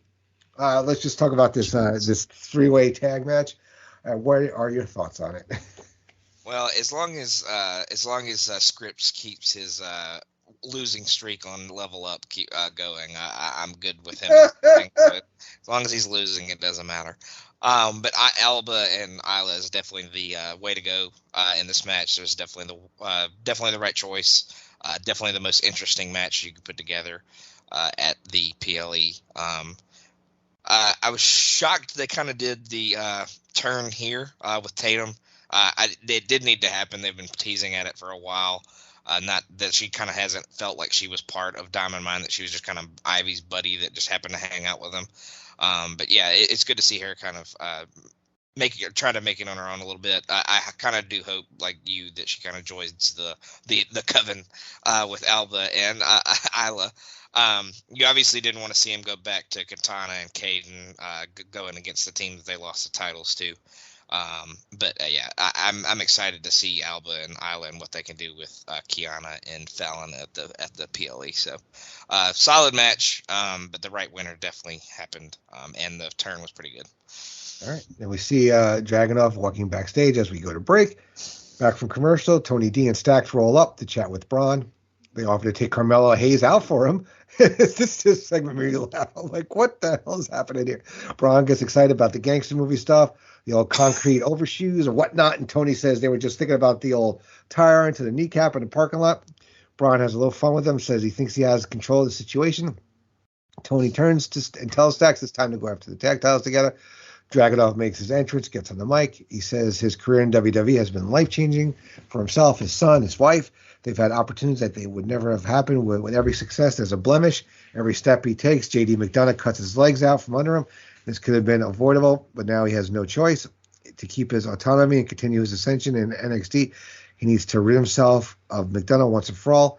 Enter JD. He says they're two sides of the same coin, more alike than different. Ilja says that he's wrong, and his obsession with him will eventually.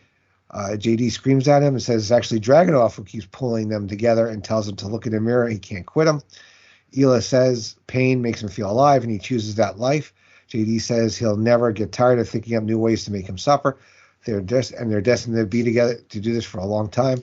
Dragunov promises that it'll end next week, and there'll be nothing left for him besides a random pile of body parts and a smear of fluids spelling out an epithet. JD accepts the challenge. Ilja blocks a headbutt, brawls him into the turnbuckles before Cactus clotheslining him to the floor. McDonough gets the better of him on the floor, and they brawl off into the crowd.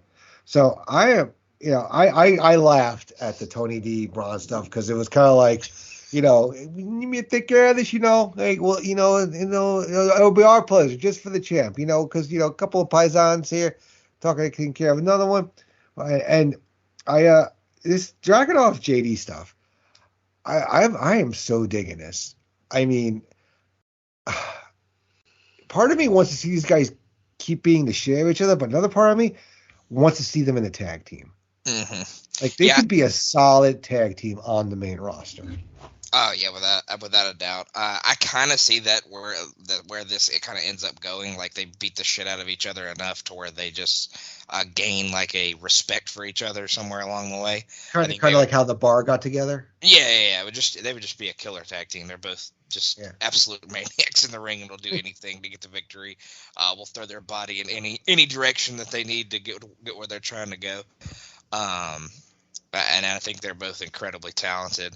I think they honestly, if they have a match, I think they deserve like a stand and deliver kind of stage. I would like to see them maybe have like an I Quit or submission match or something to that effect, since he seems to be a lot about pain and suffering and inflicting damage on each other. So I think that would be a cool way to go. I don't necessarily think that's the way they're going to go.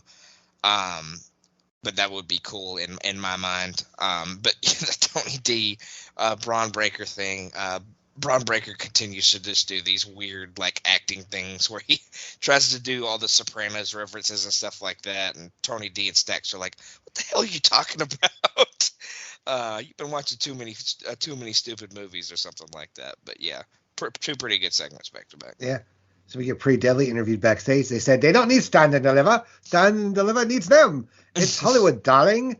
Will be on the show, and why be on the show when they could be the show? And they decide that they should host Stand and Deliver, more like Snack and Delicious. Okay. Wes Lee is walking backstage, finds himself caught up in the Ilja JD brawl, and we go to break, and we get a Norman Smiley sighting in this little piece here. Backstage, Tyler Bate is running Thea Hale through some yoga exercise while Duke Hudson scoffs in the background. Andre Chase rolls up, and Duke says he believes wins and losses matter. And Andre says he's right, but Chase U is more than just buildings and books and desks. It's a feeling, a place to learn and grow, and where he found a purpose in life and a place to belong. And he knows Hudson did too. He just used to scale along, but for now, the first time in his career, he actually cares. He tells Duke used to be happy to play poker and get his head shaved, and now maybe Chase U's done more for him than anything else in his entire life. We get a masked Ava Rain comes by and puts her mask on a megaphone and then leaves. And then we get footage of Grayson Waller outside Johnny Gargano's house telling him that he's going to do him a favor and make sure the door is locked.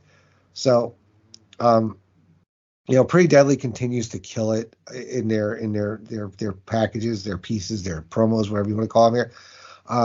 We continue on with the Chase U stuff again. Another storyline that's kind of like, okay, are we getting to the conclusion here? It was fun while it lasted, but let's move on, people. So, what do you think here of these things here? Yeah, Pretty Deadly being the host at Stand and Deliver makes a ton of sense. They can kind of guide the show along, do some entertaining little skits that I know that they'll pull out. Like you said, that you can kind of compare them to the New Day. Obviously, they haven't been around as long as the New Day haven't had as many main roster bangers as the New Day has, but I think they will get there at some point. Have great careers as a tag team for sure. But they're kind of playing that role as hosts at the big show. But yeah, the Chase U thing, like you've continued to say, I'm a little bit more into it than maybe you are. But I at the same time, I'm kind of ready to see what they do. I feel like I've said that for most of the pod so far. But yeah, it's kind of time to see what Duke is going to do. They either needs to fully commit and they just need to be a group and a team for a long time, or he needs to kind of divide himself and go away from this Chase U way of thinking. He kind of needs to break away and be his own guy. And we're definitely suffering from storyline fatigue here with some of these. Yeah, it's just, and I think they're trying to stretch it to these big shows and these big episodes, and they'll blow quite a few of them off, I'm sure, at a Stand and Deliver or shortly after, kind of reset everything. And then Grayson outside Johnny's house just, I'm gonna go make sure that your door's locked. I don't want anybody to break in, So just a perfect shitbag heel to kind of just get under Johnny Gargano's skin a little bit more. Mm-hmm. Yeah, really good stuff. Continues on to kill it. So then we see the roster brawling over Wes Lee's open challenge backstage. They flood the stage as Wes makes his entrance and Axiom is a step ahead of the pack until Scripps dives on him. But then we get JD McDonough and Ilja Dragunov brawl in through the ring, and they knock Wes down. Lee goes off the ropes and does a tope on Hero, take the whole crowd down to size. Basically see almost the entire men's roster out there, with the exception of maybe the top 10 or so guys. And then it continues as we cut to the back. Dragon Lee is interviewed backstage. He says he's been around the world, but this is very exciting. He came here to be a great example of the spirit of Lucha Libre, and he wants to show the world that he is special. We get a hype reel for Apollo Crews versus Dabba-Kato as we go to break. Back from commercial, JC Jane is interviewed with an arm in a sling. Says Gigi Dolan did nothing to her last week. Even on her best day, she's not 1/10 of what JC is. She scoffs at being beaten, writing it off as gossip and claiming that Dolan separated her shoulder as an intentional shortcut from the first minute of their match. And if she wants to consider that a victory, she's even more pathetic than she thought. Every second she's away from the place, she's going to think of Gigi and what she did, and when she comes back, she's going to break her heart and her face again. We get Apollo Crews versus Dabba-Kato. Crews cuts Kato off in his entrance with a diving double axe handle, punches in the ramp, smashes his face into the barricade, hammering away.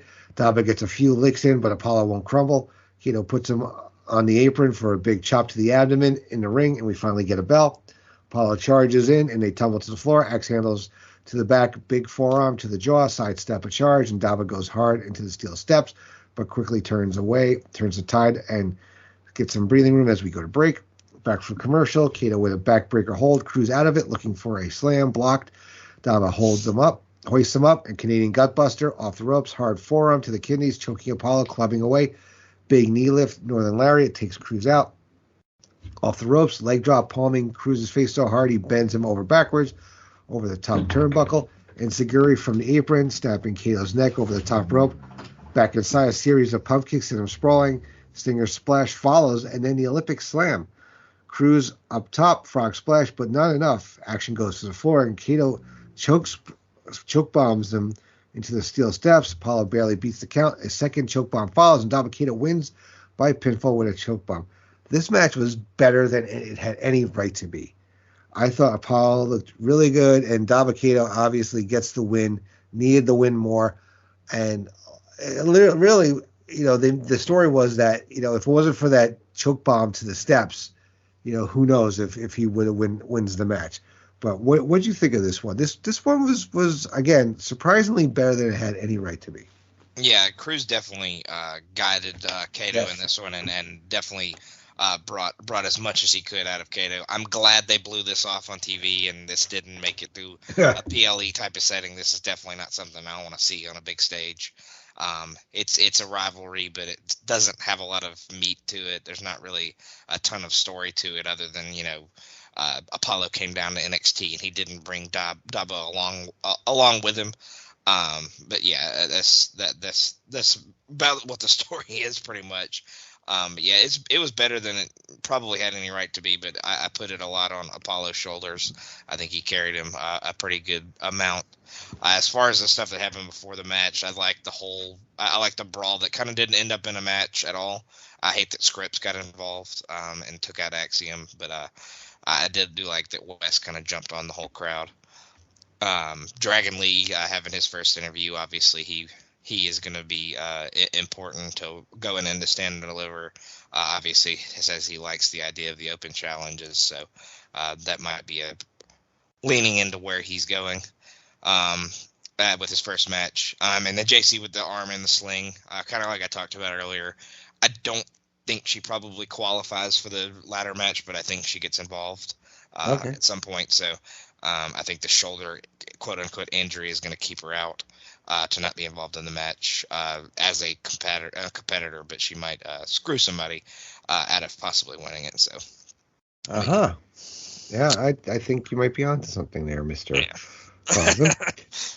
We get an NXT Anonymous footage of Heartbreak Man Shawn Michaels chastising Wes Lee for his open challenges, causing so much chaos. Heartbreak Man, I love it. It says that. Whoever wrote this, I don't know, but Lee insists. I know Lee insists that he has to prove himself even more, and at Stand Deliver, he wants the 10 of his best. The Heartbreak Kid says that he can't give him 10, but he'll meet him halfway in a 5-way match, 4 guys of Lee's choosing. Wes accepts the offer and they embrace. Kiana and Brooks are backstage trying to get contact with Fallon and Josh Briggs and failing. Jensen offers to accompany her out for a match, but she says she has to go alone as we go to break. We get Gigi Dolan versus Kiana James in an NXT Women's Championship qualifying match. Feeling out, Dolan with a snap bear off the ropes. James ducks, kicks a schoolboy for 2. We get a knee and then off the top ropes. Penalty kick connects this time, but it's only good for 2. Sidestep, a boot in the corner. Back handspring into a shoulder block. Kiana running hot. She follows it with a neck breaker for 2. Dolan with an STO for 2. James fires back with an O'Connor roll on the kick out. Gigi catches her and wins by a pinfall with a Cobra twist slam, qualifying for the NXT Women's Championship. Ladder match is Stand Deliver. Post-match, we get Alba Fyre and Isla Dawn jumping Kiana and puts booster until Brooks Jensen makes the save. And then we'll pause there because we got a bit of a thing to talk about in a minute. So, I'm liking this announcement here of this 5-way match. Obviously, it's not going to be a ladder match because the women are going to have one. I can't see them having 2 5-person ladder matches on the same card. I don't see it. So, and then we get an okay match from Gigi and Kiana. Basically, the part of the point was to move forward the women's tag title picture, with having Kiana kind of be out there on her own a little bit, and Gigi, getting another win with a bit more momentum here going into Stand and Deliver. So, what are your thoughts on what we had here? Yeah, I thought it was kind of weird to use Kiana here, but it makes sense, obviously, with Fallon and Briggs doing some investigative work. They're away, so Fallon can't help Kiana with the post-match attack, so that's kind of why she was in this match, and obviously it's a good way to put Gigi in a big spot in the ladder match to possibly be the women's champion after Stand and Deliver. But yeah, the post-match attack was good. But it was good to see Brooks kind of come out and somewhat save her. I don't think they were really holding back from beating up Brooks, but I think they just kind of did what they needed to do, and obviously just kind of walked away. But not a bad match, but not a ton of time either, so they couldn't really get much going. But Gigi was the right choice. Yep. And finally, we see Johnny Gargano driving up to his house and gets blindsided in the yard by Grayson Waller. They brawl up on his lawn, and he throws Grayson into some brush. Waller throws a handful of dirt in Johnny's face and shoves him down before grabbing a trash can. Johnny kicks the can out of his hands and clobbers him before throwing the trash can at him. Fighting up the steps of the door, Gargano raining punches down on and Candice LeRae opens the door holding Baby Wrestling. This provides enough of a distraction that Grayson comes back with punches, but Johnny wakes up and smashes him into the wall a few times. Grayson then pulls him face first into his own house and grabs a rake, smashing Gargano in the gut. Drawing at him, he breaks the rake over Johnny's back while Candice tells him to leave. He pulls Johnny up by the wrist, surfboard stomp. Waller mocks Gargano and leaves as LeRae and the Baby check on Johnny. So this was, these guys kind of beat the crap out of each other. And it kind of harkens back a little bit to kind of like some of the old days, with some of those brawls that we've seen, outside at people's houses or whatever. But this gave put a little more gasoline on the fire that is going to be this match at Stand and Deliver. What are your thoughts here on this segment? Yeah, I was going to say, if it wasn't already super personal, this invading a man's property, at least. I don't know if he ever actually went in the house, but invading a man's home is not something to be played around with. So Johnny was pretty pissed, so he laid in some good shots for sure. Made Grayson look very cunning and that he could pull anything out of nowhere and throw it in his face. He got some dirt in his face to kind of blind him a little bit. I thought it was pretty. I mean, he's a pretty good piece of shit, but beating him up in front of his kid and his baby and his wife is pretty terrible. So, yeah. I mean, if you didn't hate Waller already, this is probably a good way to cement that. But yeah, I thought it was a really great segment. Really added a lot of fuel to the fire, kind of like you said. So, really looking forward to this match at Stand and Deliver. All right. And we get back from commercial. Brooks Jensen is attending to Kiana James when Fallon and Josh roll up. We get Brooks is upset that Josh saw the Bear movie without him, and Josh goes with it. And Fallon is upset that she wasn't even told that Kiana had a qualifier tonight, and Henley is further confused by the fact that they have number one contenders now, and she and Kiana bicker. Then we get Carmelo Hayes flanked by Trick Williams make his entrance for a main event contract signing. Bron Breakker comes out next. They talk about not having anybody to moderate the signing, and Hayes wants to get over with and sign the contract. Enter Pretty Deadly. In their official capacity as hosts of Stand and Deliver, it only makes sense that they should host the contract signing. Carmelo says he meant no disrespect. They wanted to get this over with so that we have a new champion, and he really respects everything Braun has done, but Stand and Deliver will be changing of the guard, and he's going to take the NXT championship further than he could. Respectfully, as Stand and Deliver, Breakker's going to come in second. Braun disagrees, but says he respects Carmelo making the North American Championship into what he thought was the A championship, because he wasn't ready for the real championship, and he wants to face the guy who beat Ricochet and Apollo Crews and knows down deep that he's ready. Melo Don't Miss is a pretty fitting, but on April 1st, it's going to be a first for everything. Carmelo says he doesn't want Braun with anger issues or the fisherman or smiling on all the posters. He wants the guy who ran through walls, won War Games, made Tommaso Ciampa tap out, and that's going to make it even better when he takes the title from him. He said, because it's true, Hayes is him.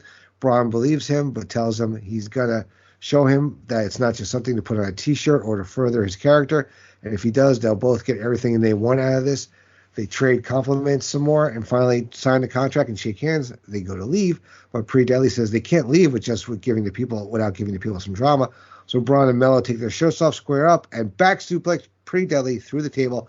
And that ends our episode and our month of TV. And like I said, I'm really enjoying how they're building this Braun and Melo thing. You know, they're trading some barbs here and there, but it's staying pretty much above the waist. You know what I mean? There's no punching below the belt that much. There's no sneak attacks. These guys are showing respect. And of course, you know, we'll talk about what happens on the next episode on our next podcast. But you know, I'm excited for this match of Stand and Deliver. I think you know, Braun is getting to that point though where it might be too much of him, too much of a good thing kind of thing. It's one of those, like, either, you know, you are the hero or you live long enough to be the villain. I think it could go the latter way if they're not careful with him. So what do you think of, you know, we get the, you know, the continuing soap opera, we'll call it, of Brooks and Kiana and them, and then we get into this contract signing. So what are your thoughts on this? Yeah, I was just talking about the contract signing. We've talked enough about we talked enough about that shit. Well, we've talked enough about the freaking love parallelogram or whatever you want to call it. But yeah, the contract signing was great. They're doing the whole mutual respect thing, but they're doing it well. They're showing respect to each other, but they're also throwing a bunch of backhanded compliments at each other, like, "Oh, you made in your mind the North American Championship was the A championship," but you know, in Bron Breakker's mind, obviously he's the NXT champion, so it was never that case. But just barbs back and forth. I love that Carmelo brought up the fisherman stuff.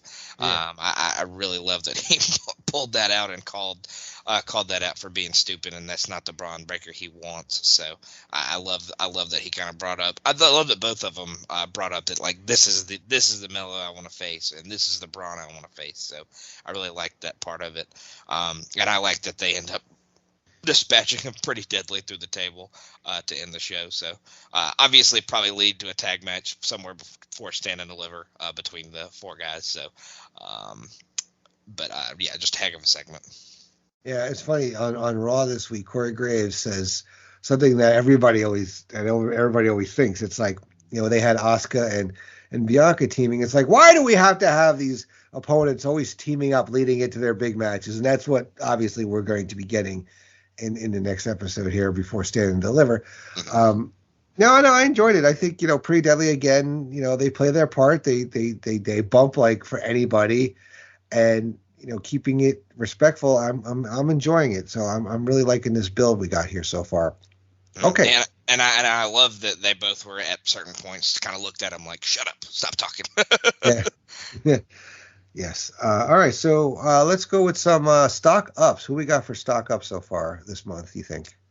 Gallus for sure. I think they had a pretty good month. So that's one for me. Gigi, obviously. I think she got the title match. beat JC in part 1 of that rivalry, I'm pretty sure. The Coven, for sure.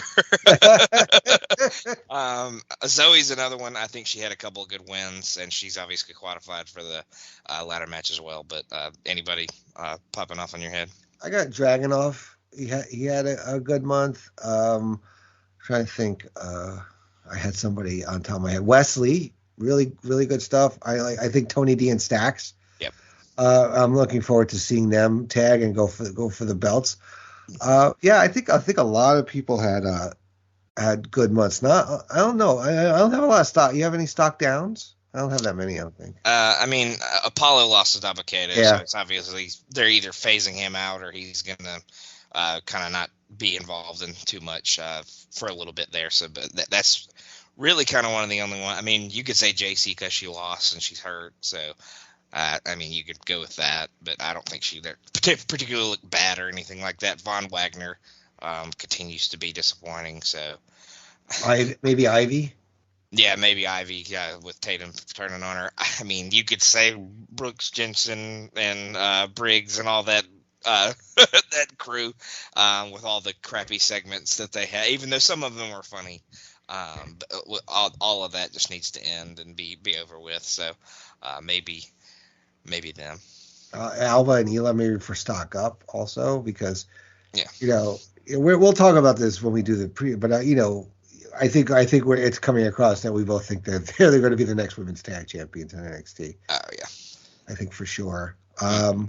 Yeah, I'm really looking forward to it. Like I said, we're going to have a special episode, not as long as our normal ones because we cover four weeks of television, but we're gonna go over Stand and Deliver a little in depthly for each match and give our picks. And that'll be releasing, like I said, right before the event. It's a big weekend coming up. It's our Super Bowl for wrestling fans, I guess. We got Stand and Deliver during the day on Saturday, April 1st, and then we got night 1 of WrestleMania, then night 2, and then the Raw after Mania. So yeah, it's going to be an exciting time. Really looking forward to it. Looking forward to discussing even more with you. But before we go, do you have anything you want to direct people to? Anything else that you've been working on lately? Yeah, just Highway to the Impact Zone is the podcast that I host all the time. I host some of them every other episode or so. But Highway to the Impact Zone, we're headed towards Lockdown 2006. That's going through TNA. We're in 2006, like I just said. We just did the first 2 shows after Destination X, but Lockdown will be our next big show. YouTube Roulette, we just recorded an episode of that. Scott Shiflett hosted, so you can imagine how that went. Boy. I can only imagine. Yeah, it was fun, we'll say. Chicken Salad and Starflation are pods that I do with Ben and Callum.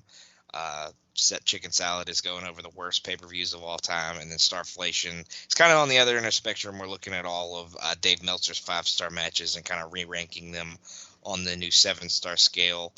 But as far as wrestling feed, that's what I got. All right, cool. As for me, primarily I'm on the Pop feed, part of the Video Jukebox Song of the Day that drops every weekday. Right now, it's pretty much me, Steve Riddle, and Keithy Langston taking care of those. Every Saturday is a little pod blast that drops. The Pixar shorts I've been doing over on Streamlabs, releasing them in pod form. So check those out. And then just like my normal mix of shows with Pop Goes the Classics, that's the Disney Rewatch pod that I co-host with Miranda and Steve, the most sensational, inspirational, motivational podcast. I forgot a word there. Miranda will call me on it if she ever listens to this. That drops when we can. Cartoons of Our Youth. Episode 2 was dropped in the last couple of weeks. That was Tim Capel, and we talked about his favorite cartoon, Gargoyles, and I watched a couple episodes. We have, a new one coming soon. I believe Keithy Langston will be my guest. He has not picked his cartoon yet, so keep an eye out for that. Traders of the Lost Arks. We have the last episode was about the trial of Yellow Jacket from the 80s.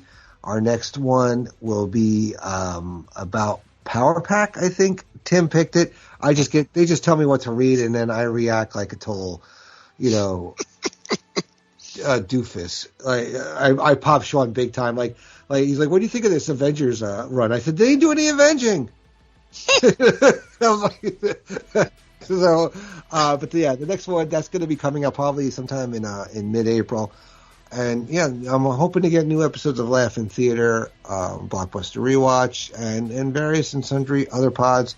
Check me out also on Stream Lounge. I'm pretty much there every Wednesday night, 9 o'clock Eastern, alternating between 1 week I'm doing Pixar right now, the next week I'm doing Blockbusters. I have Wakanda Forever coming up with Nate Milton, and then I will be jumping in to Star Wars and starting with the Skywalker saga with Episode 4, New Hope, with Tim Slomka, who actually was just a recent guest of mine watching Batman Returns and did a great job. Tim is a great guy, real nice guy, pleasure to talk to. So I suggest you check that on Stream Lounge or listen to it when it drops in audio form. And just, check out everything we got going on here on the Place to Be Nation Wrestling Network. Plenty of great shows. And our friends over on the North-South Connection, a great mix of sports wrestling and pop culture in there. Check out their YouTube channel with lots of leading up to WrestleMania video-only exclusive episodes. So in a little tease, Logan and I may be appearing, not together, separately, to preview some things happening WrestleMania weekend. So keep an eye on that as well. Mm-hmm. All right. So, as always, it was a great time. Thank you, Logan, so much for being my co-host on this. I really enjoyed. Looking forward to chatting again soon. We will be recording that after the Go Home episode of NXT Television, so the Stand Deliver card will be all set in stone for the most part, as much as it can be when it comes to WWE. And we will do our preview of that, and then we'll be back for our regular episode in a month's time, breaking down what happened at Stand Deliver, the fallout, and kind of, I guess, what's happening with in terms of reset and any changes, movements, going over who may have gone up to the main roster at this point, and who may be coming and taking their place on the card at NXT. Okay, so for Logan Crosland, I'm Andy Atherton. Thank you for listening to this episode of Who's Next, and we'll see you on our next episode. Take care.